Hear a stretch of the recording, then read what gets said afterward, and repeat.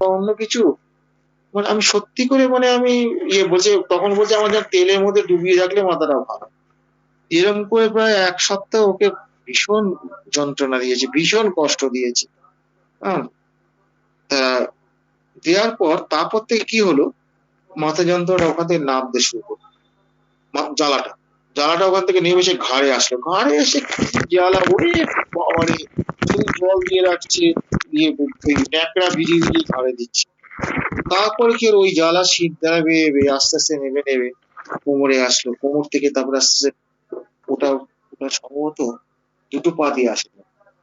ঠিক মনে করতে পারছি না। বাঁ পা বা ডান পা যেকোনো একটা পা। হ্যাঁ, ওই পা দিয়ে এসে নেমে আল্টিমেটলি ফিনিশ।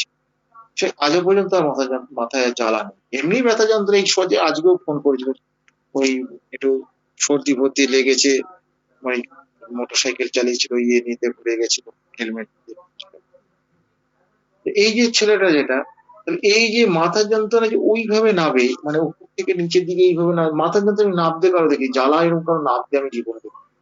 এই কেসটা কিন্তু আমাকে একটা অদ্ভুত শিক্ষা দিয়ে গেল। এবং এই যে অদ্ভুত শিক্ষা দিয়ে গেল, এখানেও কিন্তু একটা ডাইরেকশন অফ কিওর আছে।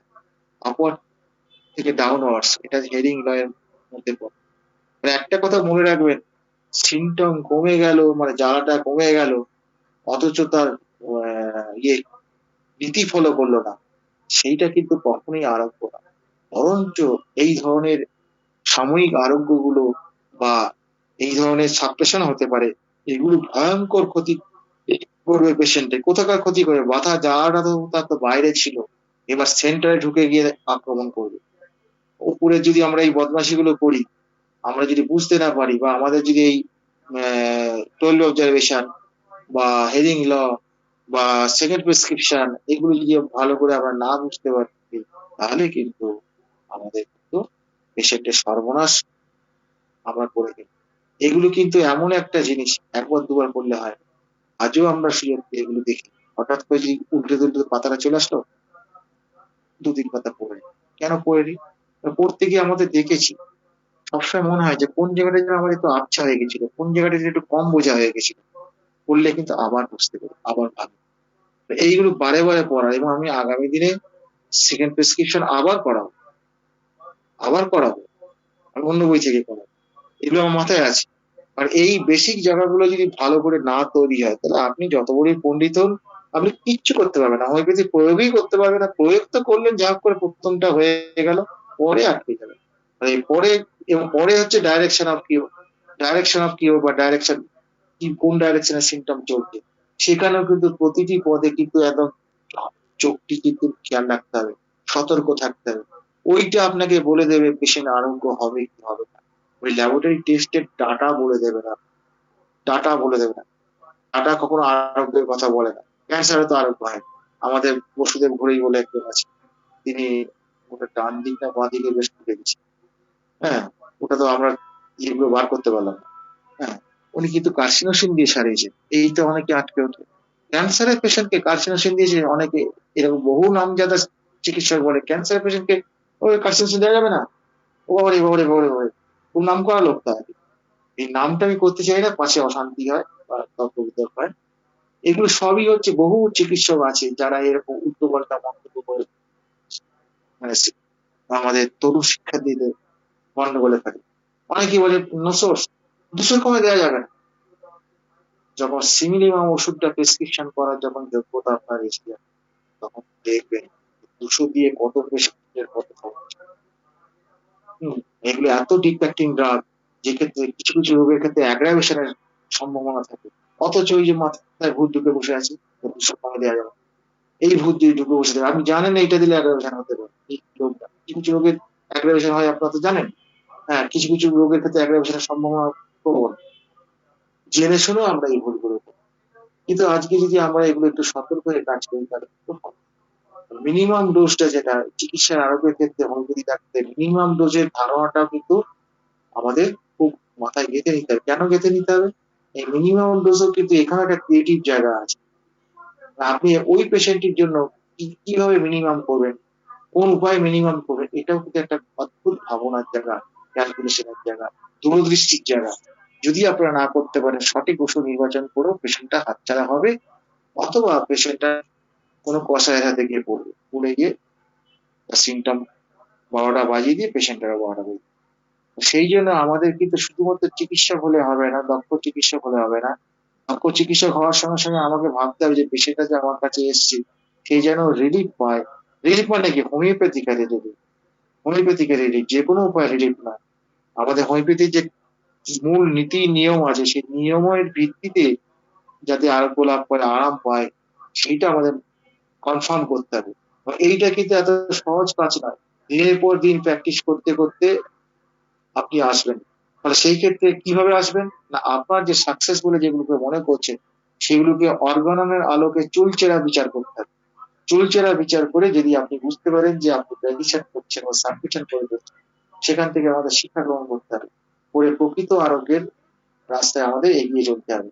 তো ওই জন্যই বলছি বন্ধুরা, আপনারা নিজেদের কাজগুলোকে নিজেরা, আমি তরুণ শিক্ষা দিতে বলছি, আপনারা নিজেদের কাজগুলোকে নিজেরা বিচার করুন। কে আপনাদের শিখিয়ে দেবে না? আপনারা নিজেরাই শিখবেন, নিজেদের ক্ষমতায় শিখবেন। আমার শিক্ষাগুরু ডাক্তার তপন কান্তিলাল একটা কথা বারে বারে বলে, অল হোমিওপ্যাথস আর সেলফ টট। প্রত্যেক হোমিওপ্যাথ হচ্ছে স্বশিক্ষিত। মানে আপনাদের স্বশিক্ষিত হতে হবে। আমরা হয়তো একটা স্টিমুলেশন দিতে পারি, পার্থ স্যার বলুন বা অর্ণব স্যার বলুন বা স্বপন স্যার বলুন বা কুণাল স্যার বলুন, আমরা স্টিমুলেশন দিতে পারি, কিন্তু হোমিওপ্যাথ বানাতে পারবো না। হোমিওপ্যাথ বানাতে গেলে নিজেকে হোমিওপ্যাথ তৈরি করতে হবে, এই মানসিকতা নিয়ে এগোতে হবে, তবেই আপনারা এগোতে পারবেন। আমরা আসলে স্টিমুলেশন দেবো এবং সেই আলোচনাটি আমি এখানে করতে চাই বা করছি। আর এই বলে আজকে আমার বক্তব্য শেষ করলাম। এইবার সিনিয়র আমাদের এখানে চিকিৎসক অনেকে উপস্থিত আছেন। তুমি দিবেন এই পরপর সিরিয়ালি আচ্ছা স্যার, হ্যাঁ আমি তাদের অ্যাড করতে পারেন কিনা এইটুকু জায়গার উপরে, কারণ এখানে তো শুধু ন্যাট্রাম সালফার, তার সঙ্গে দর্শনও তো হয়েছে, আর দর্শনকে বাদ দিয়ে মেডিসিন হতে পারে না। স্যার আমি একটা ছোট্ট প্রশ্ন ছিল। ডক্টর নীলকমল বর্মন। প্রশ্নোত্তর পর্বটা তো পরে, না লিখে দিন, লিখে দিন এখানে, লিখে দিন কি কি আছে আপনার, লিখে দিন। আচ্ছা, আমি আপনাকে বলছি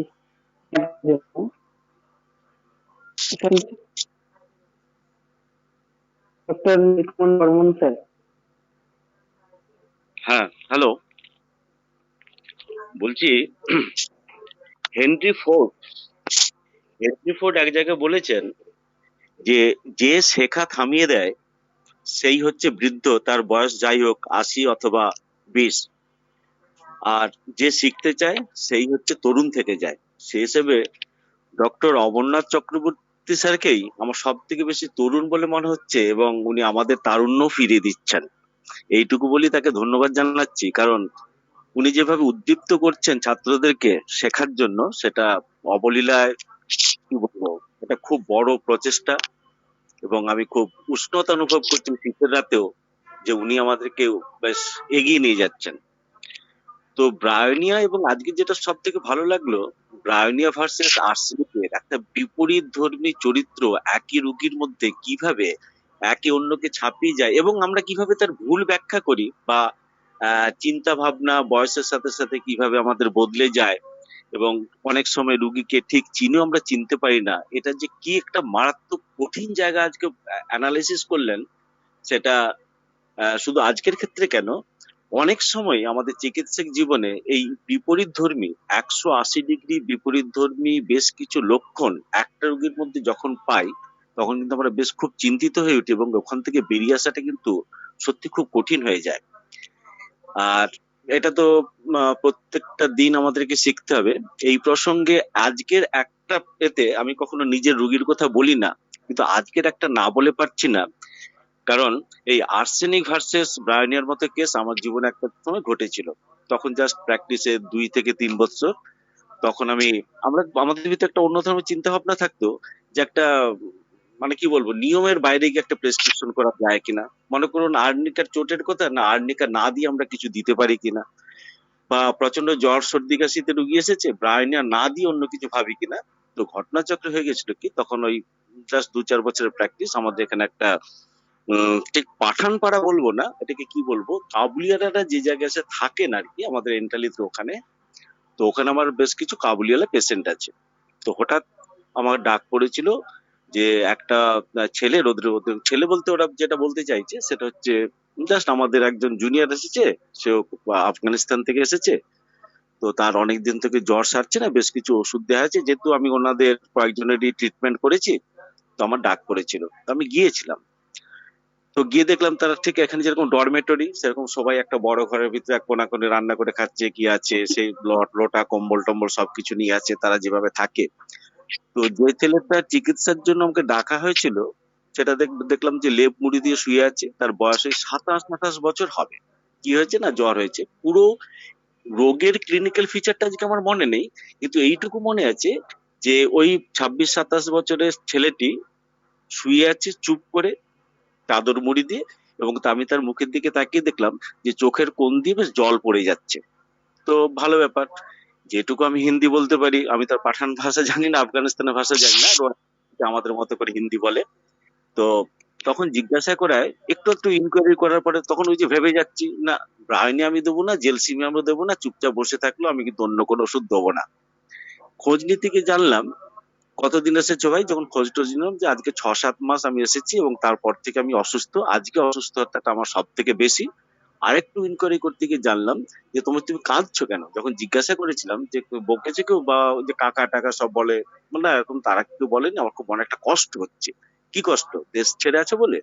বলছে না, আমার মেয়েটার বয়স আজকে প্রায় 3.5 থেকে 4 বছর, আমি দীর্ঘদিন মেয়েটাকে দেখতে পাইনি, আজকে 6 মাস আমি এখানে আছি, স্ত্রী এবং মেয়ে থেকে দূরে থাকার জন্য আমার খুব কষ্ট হচ্ছে। তো ভাবলাম, তো জীবনে তো অমরনাথ স্যার আমাকে একটু ক্ষমা করবেন যে আমি মনে মনে করে এসেছি, জীবনে তো প্রচুর ভুল প্রেসক্রিপশন করেছি। তো আজ না হয় আর একটা ভুল প্রেসক্রিপশন করাই যাক, ওকে 2টো ডোজ ইগনেসিয়া দেয়া যাক। মানে ওই জ্বরের কথা না ভেবে, ওর মানসিক যদি যদি লেগে যাবে, এ কথা ভেবেই কিন্তু তাকে ইগনেসিয়া 202টো ডোজ দেওয়া হয়েছিল। এবং তার 48 ঘন্টা পরে, মানে সোম বুধ শুক্র আমার চেম্বার, হয়তো সোমবার দিন দেখে এসেছি, তো বুধবার দিন খবর পেলাম যে 2টো ডোজ খাওয়ার পর থেকে সে বেশ উঠে টুটে বসেছে, তার কষ্ট নেই বা জ্বরটা নেই। এই যে এই যে জায়গাটা, মানে অমরনাথ স্যার যেটা বললেন যে আর্সেনিক ভার্সেস ব্রাউনিয়ার যে জায়গাটা, আমার জীবনে কিন্তু ব্রাউনিয়া ভার্সেস ইগনেসিয়া। অতএব এই জায়গাগুলো হয়তো আমাদের ভাবা উচিত, হয়তো অন্য কোনো মেডিসিন দিলেও সেরে যেত। আসলে বয়সের সাথে সাথে আমাদের চিন্তা ভাবনা গুলো বদলায়, আর কোনটা ঠিক কোনটা বেঠিক আমরা কিন্তু কেউ জানি না। রুগী যদি বলে আছে ঠিক, তাহলে আমাদেরকে মেনে নিতে হয় আপাতত ভাবে যে হ্যাঁ, আমার প্রেসক্রিপশনটা ঠিক ছিল, অন্তত সেই যাত্রা আমি উতরে দিয়েছি। তো সেই হেনরি ফোর্ডের সে একই কথা বলছি, যতদিন আমরা শিখবো, যতদিন আমাদের ভিতরে জানার ইচ্ছা ব্যাকুল থাকবে, আমরা হচ্ছি তরুণ। অতএব অমরনাথ স্যারকে আবার ধন্যবাদ জানাচ্ছি যে উনি আমাদের তারুণ্য ফিরিয়ে দিয়েছেন। নমস্কার। ধন্যবাদ স্যারকে, অনেক সুন্দর একটা তথ্য তুলে ধরলেন।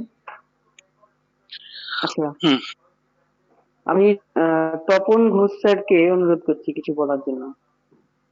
ডক্টর আচ্ছা, তপন ঘোষ।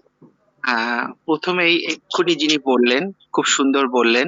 হ্যাঁ, আহ, তাকে নিয়ে আমি একটু বলছি যে অ্যাকচুয়ালি আমরা কেস রেকর্ডিং এর পরে বা সিমটমস নেবার পরে আমরা ইভ্যালুয়েশন করি। হ্যাঁ, ইভ্যালুয়েশন করতে গেলে যেখানে কজেশন বাদ দিয়ে তো কোনো মেডিসিন হতে পারে না। এখানে যে উনি ইগনেশিয়া দিয়েছেন, এ তো কজেশনই রয়েছে। কজেশনটা কি না, কজেশন হচ্ছে যে he is detach from his child. হ্যাঁ, এই যে সন্তান থেকে দূরে, এই জন্য তার অন্তরের যে কষ্টটা হচ্ছে, এটাই তো কজেশন। সেক্ষেত্রে সিমটমের থেকেও কজেশনের গুরুত্বটা আগে পেয়ে যায়, যে কোনো ক্ষেত্রে অ্যাকিউট হোক ক্রনিক হোক, আগে কজেশন। এক্ষেত্রে ইগনেশিয়া অবশ্যই ভালো ওষুধ। তবে এক্ষেত্রে আর একটা কথা বলার আছে, ওনার খুব কপাল ভালো যে রুগী একবারই সুস্থ হয়ে গেছে, কিন্তু একবারে সুস্থ নাও হতে পারতো, তার এটা টেম্পোরারি রিলিফও হতে পারতো। তার কারণ এখানে একটা মেনটেনিং কস্ট থেকে যায়, যে সন্তানকে কাছে না পাওয়া। সেক্ষেত্রে কিন্তু যদি দেখা যায় যে বারবার রিল্যাপস করতেই পারে, তখন কিন্তু তাকে অবশ্যই সন্তানের কাছে ফিরে যেতে হবে। তা নাহলে কিন্তু তাকে আমরা সুস্থ করতে পারবো না। হ্যাঁ, এটা কিন্তু একটা বিশেষ গুরুত্বপূর্ণ জায়গা, এই মেনটেনিং কজ। এটা হয়েই যেতে পারে। আচ্ছা, আর একটা ব্যাপার যেটা এই হেড ইঞ্জুরির ক্ষেত্রে আমি একটু বলছি। আমি একটি পেশেন্ট পেয়েছিলাম, head injury, history of head injury. একতলা থেকে মাথার উপরে ইট পড়েছিল। হ্যাঁ, প্রথমে ওকে ট্রিটমেন্ট করেছিল আমাদেরই এক পরিচিত ডাক্তার, ডাক্তার মানিকলাল মাইতি। হ্যাঁ, ও সিমটম টিমটম দেখে ও কিন্তু নেটটাম সাল্ফ 1 দিয়েছিল পেশেন্টকে। মানিককে তো অমর সবাই চিনিস, হ্যাঁ, সবাই চেনে মানিককে, কিন্তু অত্যন্ত দুর্ভাগ্য যে মানিক হার্ট ফেল করে আমাদেরকে ছেড়ে চলে গিয়েছে। তা ও তারপরে যখন দেখলো যে না, তার মাথায় একটা ব্যথা থেকেই যাচ্ছে, ব্যথা কিছুতেই ব্যথা কমছে না, হ্যাঁ, তখন ও কেসটাকে বললো যে আপনি আমার স্যারের কাছে যান, একটু স্যারকে একটু দেখিয়ে নিন। তখন আমার কাছে যখন কেসটা আসে, আমিও আবার কেস রেকর্ডিং করলাম, কিন্তু দেখা গেল যে ওর কিন্তু এই হেড ইনজুরির পরে তেমন কোনো মেন্টাল কোনো পরিবর্তন আসেনি বা কোনো মেন্টাল সিমটম কিছু গ্রো করেনি। নেটটাম সেলফের ক্ষেত্রে বেশি আমরা দেখেছি যে যখনই হেড ইনজুরি হয় সেক্ষেত্রে কিন্তু তার কিছু মানসিক অবস্থার পরিবর্তন আসে, এখানে কোনো অবস্থার পরিবর্তন আসেনি। আমি এটা তবে মাথার একটা ব্যথা, যে পার্টিকুলার একটা পয়েন্টে, হ্যাঁ, ডরসাম অফ দ্য হেডের একটা পয়েন্ট ছিল, সেই জায়গাটায় হাত দিলেই ও প্রচন্ড ব্যথা অনুভব করছিল। আমি কিন্তু সরাসরি তাকে আর্নিকা মন্টেনা সিএম দেই, হ্যাঁ।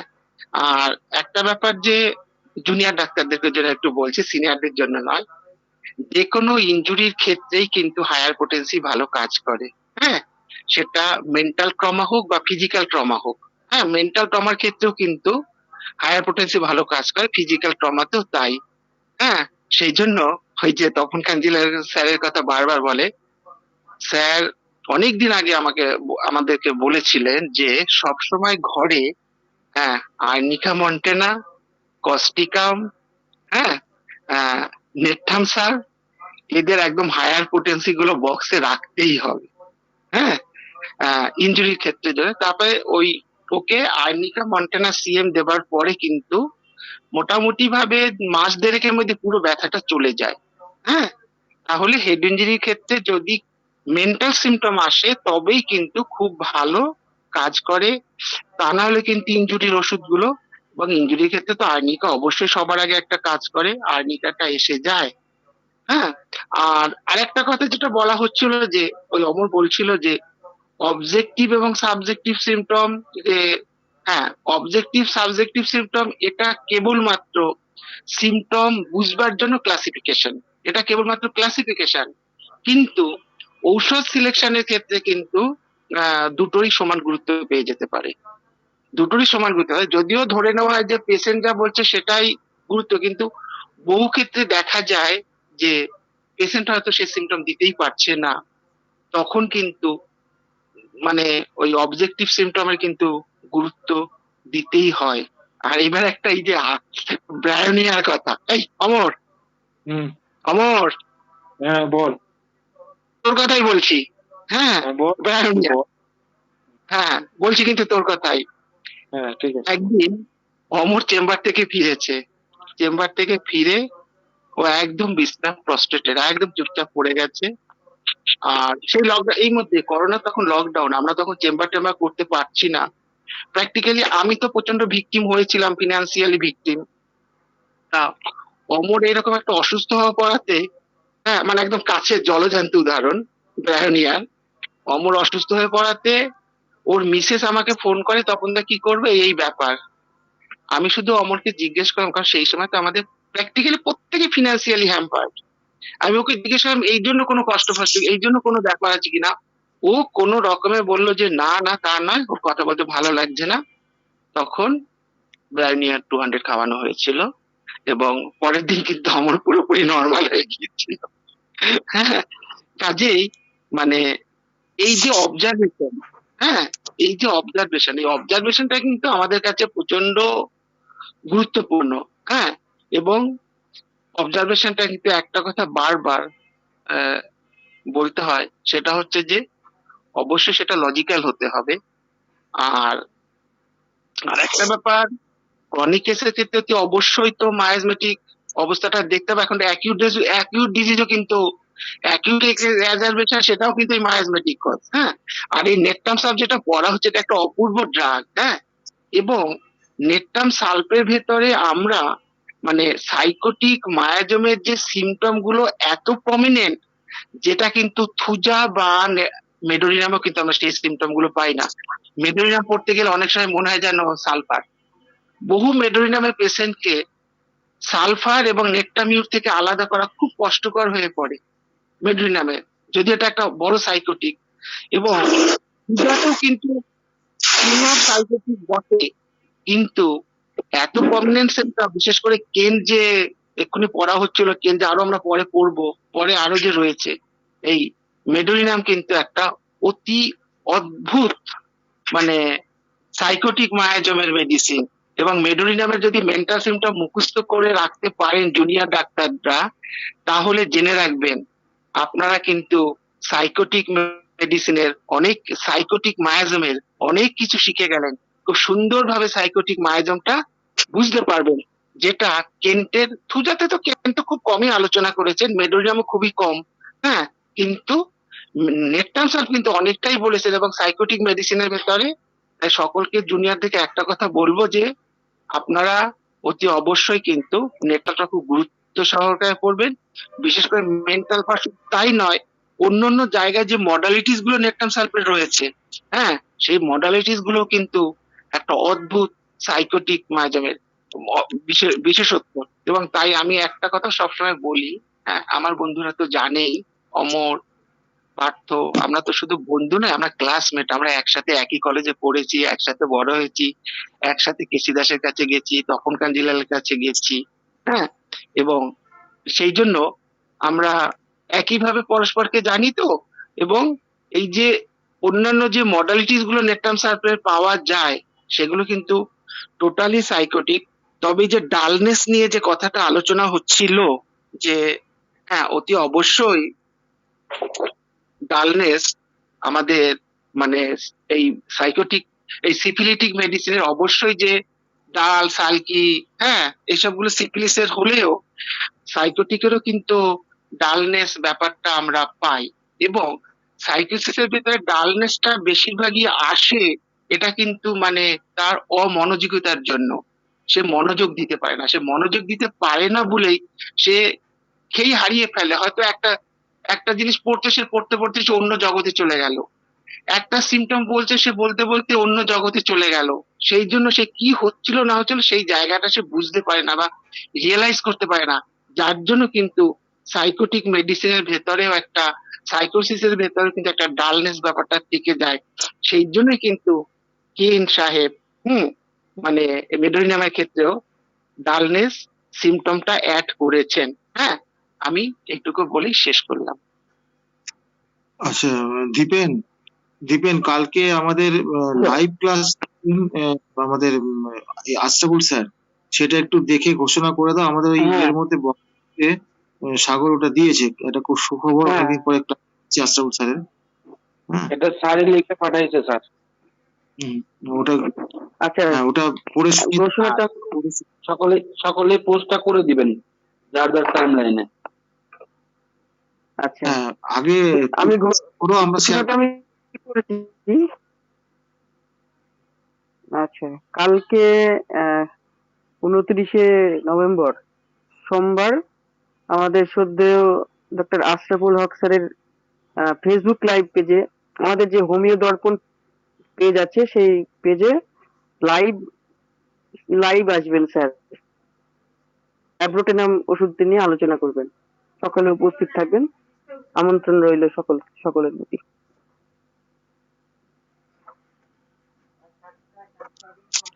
স্যার, আচ্ছা, শোনা গেল আমার কথা?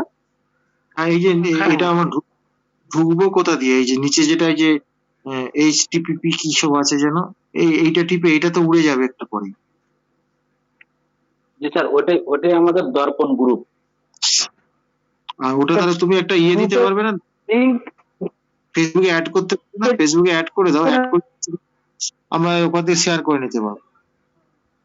12টা বাজলে যে করে দেবো স্যার। আচ্ছা ঠিক আছে, ঠিক আছে, ঠিক আছে, ঠিক আছে। এখন কন্টিনিউ করুন দীপেন স্যার। হ্যাঁ স্যার, আরো আমি অনেক ডক্টর পার্থপ্রদীপ চৌধুরী স্যারকে অনুরোধ না না, আমি করছি এক্ষুনি কিছু কিছু বলবেন। বলবো না, আমি শুধু ওই তপনকে বলবো যে অমরের যে চিকিৎসাটা করলো ব্রায়োনিয়ার, ওর একটা সিমটমস দেখাল, তা আমরা কি একটা সিমটম থেকে প্রেসক্রিপশন করবো? ওটা ডিটেল করতে বলছি। না, ওটা নড়াচড়া করতে পারছিলাম না, নড়াচড়া করলে মাথা সে তো নড়াচড়া করতে পারছিল না, বনবন করে ঘুরছিল মাথা। শুধু নড়াচড়া এইটুকু? করে ওকে ওকে উঠে বসতে বলেছি, বসে বলতে বলেছে, তাও বলতে পারছে না, পড়ে গেছে, শুয়ে পড়েছে। আমি শুধু এইটা মানে দেখেই? স্লাইড নড়াচড়া ওর কষ্ট হচ্ছিল। হ্যাঁ, কথা তো বলছি বলছি স্লাইড। শুধু এইটুকু দেখেই? আমি বলছি কি শুধু এইটা দেখেই, না আর কিছু? এই যে কথা বললেও তার যত কষ্ট হচ্ছে, কথাটাও সে বলতে পারছে না, আর এর বাইরে অন্য কিচ্ছু পাওয়া যায়নি। হ্যাঁ, তাহলে কথাও এই বলতে মোডাস পারছে না, মাথাটাও তুলতে পারছে না। তাহলে হ্যাঁ, এখানে মোডাস এই- মোডাস অপারেন্ডি কোথায় গেল? আমি তো সেটাই হ্যাঁ, ভাবতে পারছি। হ্যাঁ, তাহলে এই সিমটমস এর এই যে অমর বললো মোডাস অপারেন্ডি, আমরা সিমটমসটাকে তো চিনবো কিভাবে? সিমটমসটা কিভাবে হলো না হলো, এই যে রায়োনিয়ার সাথে আর্সেনিকের যে তুলনামূলক আলোচনাটা হলো, কজেশন তারপরে পাওয়া কিন্তু যায়নি এই এখানটায়। এখানটায় কোনো কজেশনই কিছু পাওয়া যায়নি, কোনো কজেশন কিছু ছিল না এখানটায়। হ্যাঁ, যেখানে কজেশন কিছু আচ্ছা, নেই, সেক্ষেত্রে মডালিটিস উপরে বেস করেই, মডালিটিস, হ্যাঁ, এবং সিমটম উপরে বেস করেই ওষুধ দিতে হবে। হ্যাঁ, অমরের অমরের ওই অ্যাকুট এক্সারবেশন হোক বা অ্যাকুট ডিজিজ হোক, যাই হোক, সেটার কোনো কজেশন ছিল না। না কোনো কথা, না পয়সা পারা যায় না, আমি ধরতে পারিনি কিছু। কিচ্ছু পাই, আমি কিচ্ছু পাইনি। আমাকে জিজ্ঞেস করেছিলাম, ও বলতে না, পারছে না সে তো কথা, বলে মুখ খুলে কষ্ট হচ্ছে।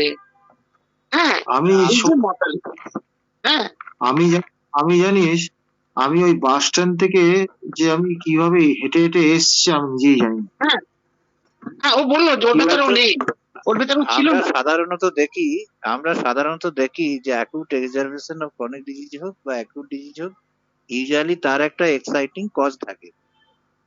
তা সেইখানেতে আমরা কিছুই পেলাম না, এটাই তো সব থেকে অবাক বিষয়। মানে হ্যাঁ, তো আমি নিজে আমি ধরতে পারিনি, জানিস আচ্ছা, তো, আমি কোনোভাবে এছাড়া হ্যাঁ বুঝলাম, এটা নয় মডালিটিস হলো। ব্রায়োনিয়ার যেটা, ওই যে জার্নি যেটা বলা হয়, ব্রায়োনিয়া ওষুধটা একটা অ্যাকোনাইট বেলেডোনার মতো সাডেন অনসেট তো হয় না, সেটা একটা ধীর গতি দিয়ে তো শুরু হয়, আর সবকিছু তার ড্রাইনেস। তাছাড়া তার আর ওই ধাস টাস এইসব দেখে তো আমরা আর একটু ক্লিয়ার করবো, আমরা সেই সিমটমস গুলো তো ওটা পেলাম না। আমার যে শোন, মডালিটি মেবি এটা তো অ্যাকিউট অবস্থাতে, এর- অ্যাকিউট অবস্থাতে ফার্স্ট হচ্ছে একটা ফিজিক্যাল জেনারেল, অ্যাকিউট অবস্থাতে ফিজিক্যাল জেনারেলের থেকে আর মডালিটিস এর গুরুত্ব অনেক বেশি। হ্যাঁ, সে অ্যাকিউট ঠিক আছে, অবস্থাতে, হ্যাঁ, আমরা আমরা এবং আমরা এগুলো কোয়ারিজ করি নাই কি করেছি, কিছু পেয়েছিলাম হ্যাঁ, একটু পাইনি। সব কিচ্ছু পাওয়া যায়নি, কিচ্ছু পাওয়া যায়নি। হ্যাঁ, কিচ্ছু পাওয়া যায়নি, কিন্তু এতটা কষ্ট, সেই অবস্থাতে মডালিটিস এর উপরে বেস করে ওষুধ দিতে হয়েছে, না না, দিতে হয়। এটা ঠিক হয়েছে, এটা সাকসেসফুল কেস সব নাই, কিন্তু আমরা এই কেস থেকে আমরা বুঝবো কিভাবে? আমরা তো জুনিয়র, আমাদের তো শিখতে হবে। তাহলে তুই আমরা জুনিয়র, তুই জুনিয়র না না। না শিখছি, junior। হ্যাঁ, জুনিয়র, না, হ্যাঁ, আমার বয়স হলে কি হবে, আমি জুনিয়রই আছি। না, আমার এখন অনেক কিছু শেখার বাকি। একদম মানে আচ্ছা, সেটা- তো একটা একটা কথা বলছি স্যার, বলবো? বলুন বলুন, পার্থবাবু, হ্যাঁ বলুন। হ্যাঁ, স্যার তো এই জায়গাটা বলে দিয়েছেন একটা জায়গা, আমি একটু জানতে চাইছি। Dullness of mind and excitability, এই জায়গাটা আলোচনা হলো সিফিলিস বলে ডালনেস মাইন্ড, কিন্তু আবার পাশে এক্সাইটেবিলিটিটা দিয়েছে, আমি কেন রেপার্টরি দেখলাম এক্সাইটমেন্ট, এক্সাইটেবল রুব্রিক্সে কোথাও আমি নেট্রামসাল পেলাম না। আবার এই ব্যাপারটা আমার মাথা ঘামাচ্ছে যে এটা কি তাহলে এই তো সোরা সোরা সিফিলিস কম্বিনেশন না কিভাবে ধরবো? না, ওই তো এক্সাইটেবলটা কাজ- শরীর ফেনোমেনা, মোরলেস বেশিরভাগ ক্ষেত্রে। কিন্তু আরে কেন excite রেপার্টরিতে তো ধরেনি তো। কেন রেপার্টরি 40 পৃষ্ঠায় মাইন্ডে এক্সাইটমেন্ট যেটা আছে না ওখানে না, নেই। এক্সাইট এগুলো তো ঠিক ঠিক ওইটুকু উপরে হবে না, এইটাকে আর একটু বিশ্লেষণ করা দরকার হবে আমাদের রুগীর কাছ থেকে। সেইখানেতে সেটা আমরা শরিক করব না, এটা সাইকোসিসও হতে পারে। কোন প্রেক্ষিতে, সেটা আমাদের তো বুঝতে হবে। আচ্ছা, এখন তারপরে এই যে রেগে গেল বা তার একটা এক্সাইটমেন্ট হলো, তার প্রকাশটা সে কিভাবে করছে, সে কি ভাবছে বিষয়টা নিয়ে, এই সবগুলো যখন আমরা আর একটু বিশ্লেষণ করব ওই সিমটমসটাকে নিয়ে, কোয়ারিজ করব, তখন সেইটা আমাদের কাছে আরো ক্লিয়ার হবে। এই যে ন্যাট্রানসালি তখন অমর যেটা বললো যে কেন রেপার্টরিতে নেই অথচ মেটামেডিকাতে রয়েছে, ফ্যাক্ট এটাই। তা সেটা ওখানে ইনক্লুড হয়নি, তাহলে তো ম্যাথমেটিকাতে রয়েছে এটাকে আমরা অস্বীকার করবো, তাহলে আমরা ম্যাথমেটিকা থেকে আমরা রেপার্টরিতে পুট করে দেবো। হ্যাঁ, কি হয়েছে? আচ্ছা, রেপার্টরির যে ব্যাপারটা, অ্যাকচুয়ালি রেপার্টরি কিন্তু স্বয়ংসম্পূর্ণ নয়। হ্যাঁ, আর রেপার্টরি কিন্তু সবসময় একটা বলা যায় যেটা কিন্তু একটা ইনকমপ্লিট ম্যাটার।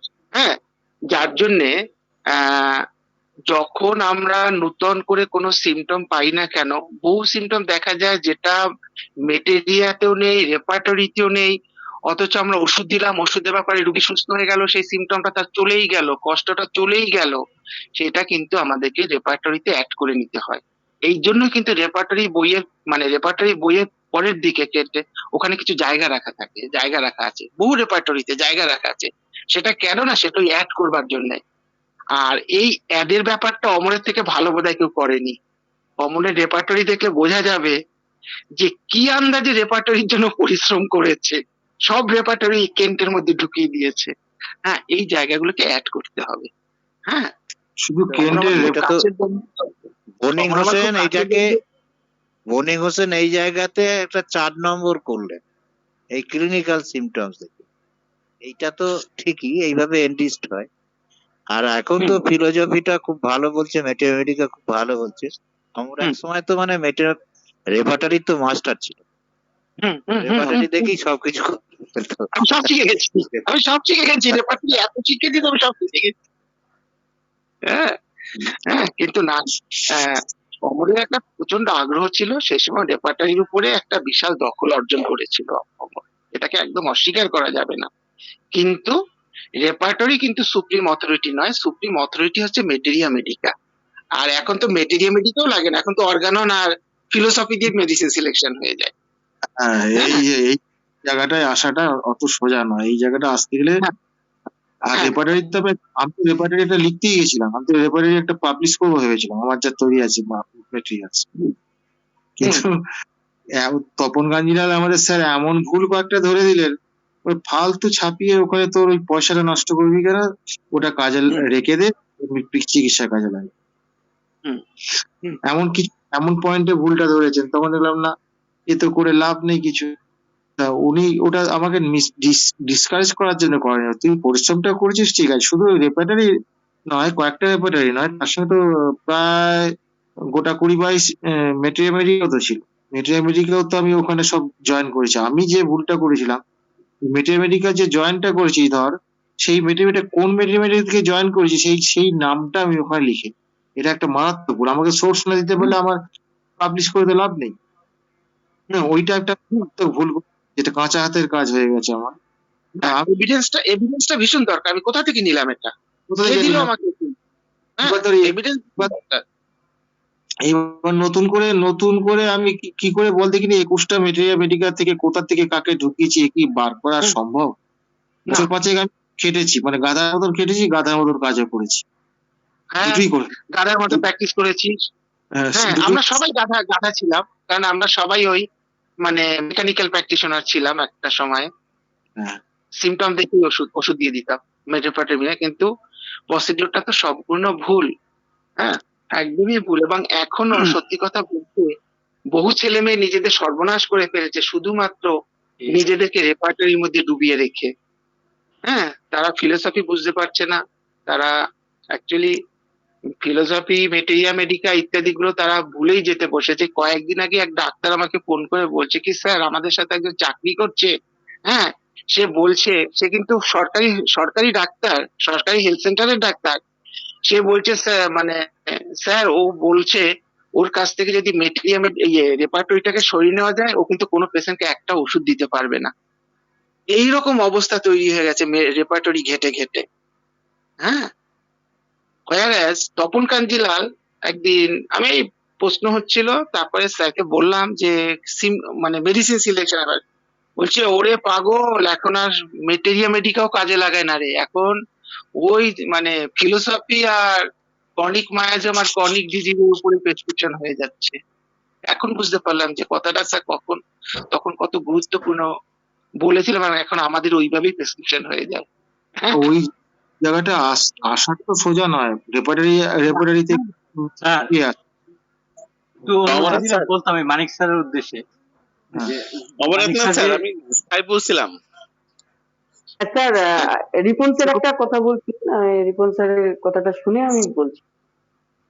মানিক স্যার আসলে এক্সাইটমেন্টে নেট্রান সালফ নাই, এইটা কিন্তু ঠিক না স্যার। নেট্রান সালফের যে সকালের দিকে যে এক্সাইটমেন্টটা, এটা কিন্তু নেট্রান সালফ ক্যারি করে কিন্তু স্যার, আমরা এটা ল্যাবরেটরির মধ্যে কিন্তু দেখেছি স্যার। এটা হ্যাঁ, আমি না নেই, আমি তো বই খুলে বসে আছি 40 পৃষ্ঠা। আমার মনে হয় স্যার আপনি একটু সার্ভে করেন, আরেকবার সার্ভে করেন। আমার যতদূর জানা পড়ে যে মর্নিং এ কিন্তু আমি স্যার দেখেছি, আছে আমি তো নেট্রান সালফ। বই নিয়েই বসে আছি, 40 পৃষ্ঠা আপনি রেপার্টরি আবার মাইন্ড। 40 নাম্বার স্যার, আপনি আবার 40 নাম্বার পেজে যান, মর্নিং এ নেট্রান সালফ থার্ড গ্রেডে আছে কিন্তু স্যার, নেই একটু নেই, দেখেন, রিভিউ করেন। না আমি আমি তারপরেই বললাম মর্নিং আছে আছে স্যার, তো। আপনি একটু দেখে নেন।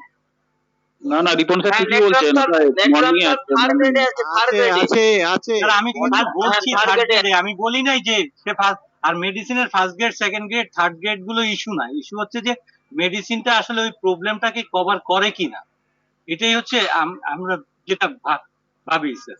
একটু ভেবে দেখেন। না, আমি এখানে ডিফার করছি আপনাকে। হ্যাঁ, আমি এখানে ডিফার করছি যে ফার্স্ট গ্রেড, সেকেন্ড গ্রেড আর থার্ড গ্রেডে ডিফার করে কিনা। অ্যাকচুয়ালি হ্যাঁ, মানে স্যার, রেপার্টরি। একটা জিনিস হ্যাঁ, হচ্ছে কি কোনো একটা মেডিসিন, স্যার আমি বলি মেডিসিনের ড্রাগ পিকচারটা যদি আমরা পেয়ে যাই, সেই ক্ষেত্রে যদি দেখি থার্ড গ্রেডেও মেডিসিনটা আছে যে কোনো একটা এক্সাইটিং কজে, তখন কিন্তু স্যার আমরা ওই মেডিসিনটাকে সিলেকশনে নেই কিন্তু স্যার। এখানে কিন্তু বিষয় হচ্ছে একটা সিমটমের প্রতি তো একটা মেডিসিন হয় না ইভ্যালুয়েশনে। না স্যার, আমি সেই কথাই বললাম যে ড্রাগ পিকচারটা নেট্রাল সালফেট, ধরেন মাথার মধ্যে বাড়ি খেলো, তার যে এক্সাইটমেন্ট দেখা দিল, সেই উত্তেজনাকর একটা অবস্থা কিংবা তার যে চেঞ্জেসটা আছে স্যার, যে কথাটা আপনি কিছুক্ষণ আগেই বললেন যে নেট্রাল সালফ দেওয়ার পরে রোগীটার মধ্যে আমি কোনো মানসিক পরিবর্তন দেখতে পাই, কোন চেঞ্জেস, যে কথাটা বললেন স্যার, সেই জায়গা থেকেই বললাম এই কথাটা, যার কারণে আপনি পরে আর্নিকা মানে হায়ার পোটেন্সি দিয়ে তাকে বেশ ভালোভাবে রিকভার করে আনবে। সেই জায়গাটা থেকেই বললাম যে নেট্রাম সালফ যদি তার লক্ষণ পুরোপুরি যদি তার ড্রাগ পিকচার শো করে ফেলে, এখন একটা লক্ষণ দেখা গেল পাওয়া গেল না, হ্যাঁ, কিন্তু সেই জায়গায় সে থার্ড গ্রেডে আছে, তো সেই থার্ড গ্রেডে কিন্তু তার ফার্স্ট গ্রেডের আচরণ করে স্যার ওই জায়গায়। না, সেটা ঠিকই আছে, কিন্তু না, যে কথাটা বললেন না যে সব মানে গ্রেডেশনে কোনো ডিফার করে না, ওটা অবশ্যই করে। ফার্স্ট গ্রেড মেডিসিন কোনগুলো, সেকেন্ড গ্রেডের মেডিসিন কোনগুলো এবং থার্ড গ্রেড মেডিসিন কোনগুলো, এটা জানতে হবে তো আমরা তো স্যার অবশ্যই। প্রায়োরিটি দিচ্ছি, কিন্তু হ্যাঁ। যখন একটা লক্ষণের ক্ষেত্রে আমি দেখছি যে এই লক্ষণটা তার মানে খুব ভাইটাল একটা ইস্যু, তখন দেখা গেল যে আমি তাকে পাচ্ছি না, তখন কিন্তু দেখা গেল যে আমরা একটু মনক্ষুণ্ণ হই বটে, কিন্তু তারপরে যদি দেখা যায় যে সে থার্ড গ্রেডেও ছোঁয়া দিয়ে আছে, তখন কিন্তু আমরা একটা নিশ্চিত অবস্থায় যেতে পারি কিন্তু স্যার। আমি সেই একটা কথা কথাটাই বললাম, না, মেটেরিয়া মেডিক হচ্ছে supreme authority, repertory supreme authority নয়। রেপার্টরিতে থাক কি না থাক, হ্যাঁ, সেটা সবসময় মানে গুরুত্বপূর্ণ নয়। গুরুত্বপূর্ণ হচ্ছে মানে মেটেরিয়াতে আছে কিনা, এটা অবশ্যই মেটেরিয়া। আমি সেই কথাটাই বললাম, ড্রাগ পিকচার যদি আমাকে মানে মেডিসিনাল এসেন্সটা আমাকে যখন দিয়েই দিচ্ছে, তার নির্যাসটা যখন আমাকে শো করতেছে যে এটা এই রোগীটার মেডিসিনটা এটা, তখন কিন্তু স্যার মানে অলমোস্ট দেখবেন যে রেপার্টরির ম্যাক্সিমাম জায়গাগুলোই কিন্তু সে কভার করে যায়, যে আচ্ছা, একেবারে শুনুন। 100 যে রেপার্টরি থেকে আচ্ছা, আপনি আমরা যে আমটা খাবো, আমটার খোসা আঁটি সব খাবো, আমরা শ্বাসটা এইটা তো বুঝতে হবে। এই জায়গাটায় র্যাঙ্কটাকে বুঝতে হবে, র্যাঙ্ক। স্যার শোনেন স্যার, এই যে স্যার, আমি বলি কাজী স্যার, সাহেবের শোনেন। যে বাগান, কাজী সাহেবের বাগানে আম যখন পাকবে, আম খেতে গিয়ে কি আঁটি খোসা সব খেলে হবে কি কাজী সাহেব? জি জি, তো আমি শ্বাসটা খেতে হবে। আমি একটা গল্প বলি স্যার, শোনেন স্যার, একটা গল্প বলি স্যার। এক রাজা ছিল স্যার, সে বলছিল যে বলুন। আমি তো আমটা চিনলাম না, তো আমটা কিরকম দেখতে? বলছে এরকম এরকম বলছে। না এটা তো হলো না। তাহলে ঠিক আছে, তুমি আমাকে একটু স্বাদটা দেখাও তো। তখন সে ওই ইয়ে নিয়ে তার আমসত্ত্ব নিয়ে তার দাড়িতে মাখালো, যে বললো কথাটা। তারপরে রাজা সাহেব আমার দাড়িটা একটু ঘ্রাণ না একটু চেটে চুটে দেখেন। তখন সে চেটে চুটে দেখলে তো স্বাদটা আছে এবং আঁশের আশ লাগে। তো এইটাই হলো আমের আসল স্বাদ, মানে থিম। আমরা যেটা বলছি কি, স্যারা যেটা বলছে এতক্ষণ, যে অর্গানন এবং ফিলসফির উপর দিয়ে যদি আমরা একটা মেডিসিনের থিমের দিকে আগায় যেতে পারি। থিম কি বলছে, একটা এক চোখ বন্ধ করে আমাকে বলে দিবি যে অর্গানন এবং ফিলসফিক্যাল যে ব্যাকগ্রাউন্ডের উপরে, থিমের উপরে দিয়ে এই লোকটা চলে যাচ্ছে, তার মেডিসিনটা চলে যাচ্ছে, এইটাকে ক্যাচ করতে পারলে আমাদের সর্বোচ্চ কাজে এসে যাবে। কিন্তু আমাদের যে প্রধানত যে আমাদের টিচাররা যে ছিলেন বা অন্যরা ছিলেন, আসলে রেপার্টরি থেকে যে ছাত্ররা নির্ভরশীল হয়ে পড়ছে, এটা যে বলে বের করে নিয়ে আসা, এটাই আমাদের দর্পণ গ্রুপে বা অন্যান্য সময় হচ্ছে। কিন্তু আসলে বেসিক্যালি এটা স্কুল, সরি, এটা আমাদের কলেজগুলোতে এটা এরভাবে হচ্ছে না, যে এই থিমটাকে নিয়ে আসা, সামনের দিকে নিয়ে আসা, এটা হচ্ছে না স্যার। এবং আমি অমর স্যারকে বলবো, এই যে অর্গানন এবং ফিলসফির উপর দিয়ে একটা মেডিসিনের থিমকে কিভাবে ক্যাচ করা যায়, এটা যেন সবাইকে এটা বলার জন্য। হ্যাঁ, এটা অ্যাকচুয়ালি ব্যাপারটা হচ্ছে, এটা এত, এই যে অমর একটু আগে বললো, এত মানে টাফ জায়গা, মানে মোটামুটি ভাবে অন্যান্য বিষয়ের উপরে মানে যথেষ্ট পড়াশোনা থাকবার পরে, যেমন মেটেরিয়াল নলেজ থাকতে হবে, অর্গানন, ক্রনিক ডিজিজ, মানে মানে লেসার রাইটিং, এই জায়গাগুলো পড়বার পরে, লেসার রাইটিং এ যেমন এমন কিছু কিছু জায়গা আছে যেটা না জানলে প্র্যাকটিস করা খুব টাফ হয়ে যায়। এইসবগুলো বুঝবার পরে তখন অটোমেটিক্যালি, ওই যে অমর একটা কথা বারবার বলছিল যে সেলফ টট, নিজেরই ভেতর থেকেই ব্যাপারটা বেরিয়ে আসবে যে হ্যাঁ, এই পদ্ধতিতে আমাকে এগোতে হবে, এইভাবেই এগোতে হবে, এবং অটোমেটিক্যালি আস্তে আস্তে হয়ে যাবে। কাজী তবে সেই সাহেব, টেন্টেটা কাজী সাহেব, আমাদের বলেন। এই সাতকানার হাতি দেখা, সাতকানার হাতি দেখা। হ্যাঁ, এখন এখন সাতকানা হাতি দেখলে 7 রকম ভাবে দেখবে। আমরা তো সব কানা, আমাদের চোখটা ফুটতে হবে ফার্স্ট, তবে আমরা হাতিটাকে দেখতে পাবো। আর না চোখটা হলে খুলবে কানে কোত্থেকে? হাত দিয়ে একরকম, আর লেজে হাত দিয়ে চোখটা একরকম। এই চোখটা খুলবে কিভাবে? হ্যাঁ, চোখটা খুলতে তুমি পড়ো, সেটাকে অ্যাপ্লাই করো, অ্যাপ্লাই করে তাহলে পড়ে এই অ্যাপ্লাই করে তারপরে আস্তে আস্তে পুরো জায়গাটা নিজেদের মানে শুধু হাতির হৃদয়ের পিঠে মধ্যে। চাপলে হবে কাজী সাহেব? না আপনি তো না হাতি হাতি করে দিয়েছে আর আপনি হাতি চেপে শুধু ঘুরে বেড়াচ্ছেন, তা করলে না, হবে না। আমি আমি এই জিনিসটা স্যার, যে অর্গানন এবং ফিলসফির উপরে যে থিমকে করা, এটা আমি আরো 10 বছর আগে থেকে বুঝতে পারতেছি স্যার। কিন্তু এটা মানুষকে বলতে গেলে হাসাহাসি করতো তখন, এবং তখন ওরা স্টুডেন্টরা নিতে পারবে না, স্টুডেন্টরা নিতে পারবে না। আমরা যখন ক্লাস করতাম ফার্স্ট ইয়ার সেকেন্ড ইয়ার, তখন ওই হোমিওপ্যাথির ডোজ নিয়ে হাসাহাসি করতাম, আমাদের বিশ্বাস হতো না। তা এই স্টুডেন্টরা এই এখন আমাদের এই গ্রুপের মধ্যে first year second year third year fourth year, তারা যতক্ষণ না পর্যন্ত পেশেন্ট ডিলিং করছে, যতক্ষণ না পর্যন্ত নিজেরা অ্যাপ্লিকেশন করছে, ততক্ষণ এই যে বেড সাইড যে শিক্ষা, এটা কেন তার ইন্ট্রোডাকশনে বলছেন লেকচারস অন হোমিওপ্যাথিক মেটিয়ামেডিকাতে, যে মেটিয়ামেডিকা মুখস্থ করে হবে না। তাহলে এই আমাদের এই রিপন স্যারের সাথে তপনের যে কনভারসেশনটা হচ্ছে, তা এইটা হচ্ছে গ্রেডেশনটা আমাদের রেপার্টারিতে আসলো কিভাবে? এই তো প্রুভিং এর উপরে কত পার্সেন্টেজের কত কি এরকম ভাবে, কিন্তু এখানেতে আমরা র্যাঙ্কের কথাটা একেবারে বেমালুম ভুলে গেলাম। এখন ওই সালফারের জ্বালাটা কি রকম, এটা জেন কাঞ্জিলাল খুব ভালো বুঝিয়েছে। তা আমাদের ট্রু সিমিলিমাম করতে গেলে কি করতে হয়, আর আর্টিস্টিক প্রেসক্রিপশনে এমন অনেক ওই জেনারেল সিমটমস পার্টিকুলার সিমটমস পুড়িয়ে মেরে দিই। আমরা যদি স্ট্রং বা আনকমন পিকুলিয়ার সিমটমস পেয়ে যাই, তাহলে কে আর ওই ওই সিমটমস নিয়ে করে, ওগুলো ইনফ্যাক্ট আমি অত গুরুত্বও দিই না, তাতে আমার খুব একটা অসুবিধা হয় বলে তো দেখি না। যাই হোক, বিজ্ঞজনেরা আরো মতামত দেবেন। আচ্ছা, স্যার, আমি কুনাল স্যারকে অনুরোধ করছি কিছু অ্যাড করার জন্য। কুনাল স্যার শুনতে পাচ্ছেন? স্যার এরা তো অ্যাড করছে না, মাঝপথে থামিয়ে দিলেন কেন? পার্থ স্যার বলছিলেন। না না স্যার, আপনি আহ, বলুন।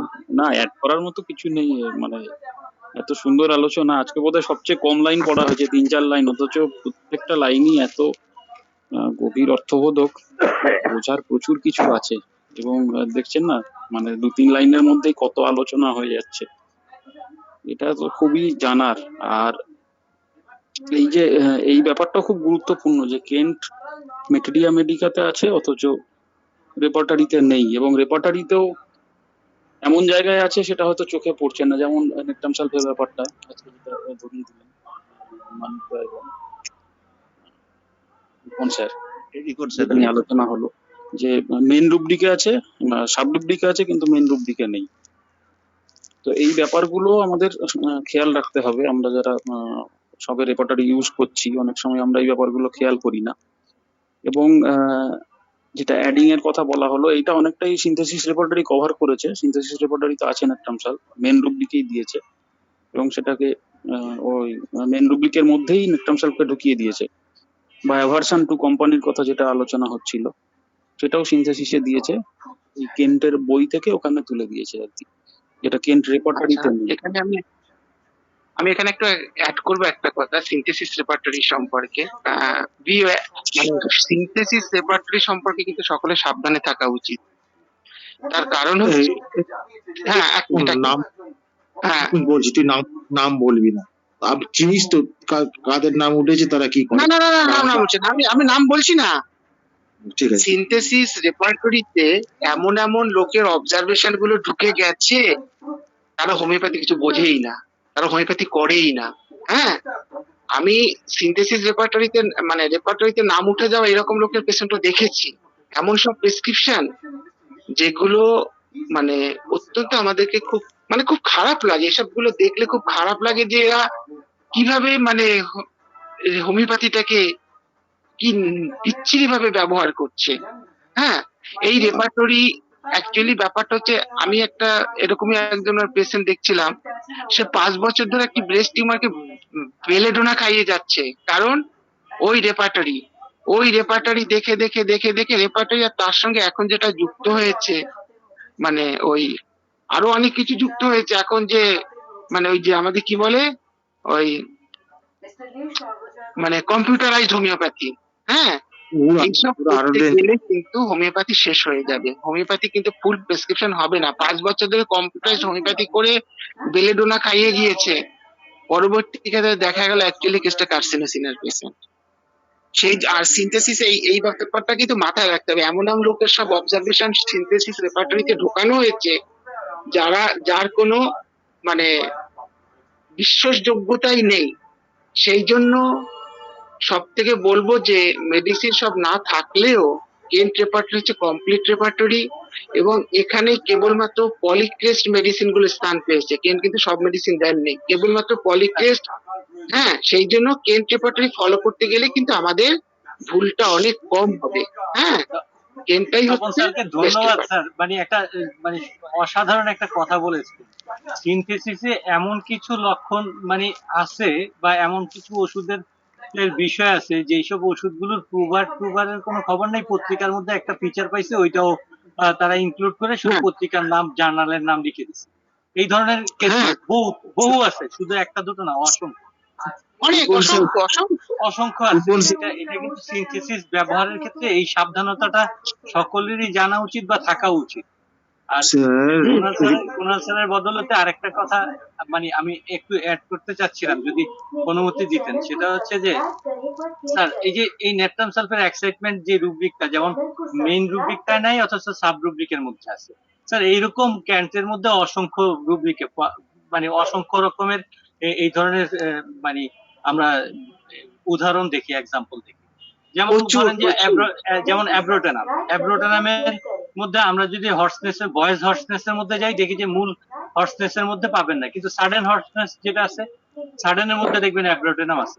তাইলে স্যার এইগুলো কিন্তু স্যার যে বিশেষ করে ক্যান্টের যে ইয়াটা মানে এই রেপার্টরিটা, এটা কিন্তু অনেক ক্ষেত্রে একেবারে আমার কাছে লাগে যে মোর অথেন্টিক। এখানে ব্যাপারটা হচ্ছে যে আমরা যদি বুঝতে পারি যে তার সাথে ফিলোসফিটাকে কিভাবে মানে কন্ট্রাস্ট করব বা এটারে ক্রস ম্যাচিং করব, কিংবা ম্যাট্রিমোনিকে কিভাবে ক্রস ম্যাচিং করব, যে বিষয়গুলো অমরনাথ স্যার এই যে হোমিও দর্পণে তুলে আনতেছেন বারবার বিষয়টাকে, এটা বুঝতে পারলে কিন্তু এই রেপার্টরির ইউজটা মানে অসাধারণ একটা কম্বিনেশন কম্বো এটা। মানে আমি যেটা বলতে চাচ্ছিলাম যে এই জায়গাটা আমাদেরকে আরো ভালো একটু ভাবে বোঝা উচিত স্যার, আমার মনে হয়।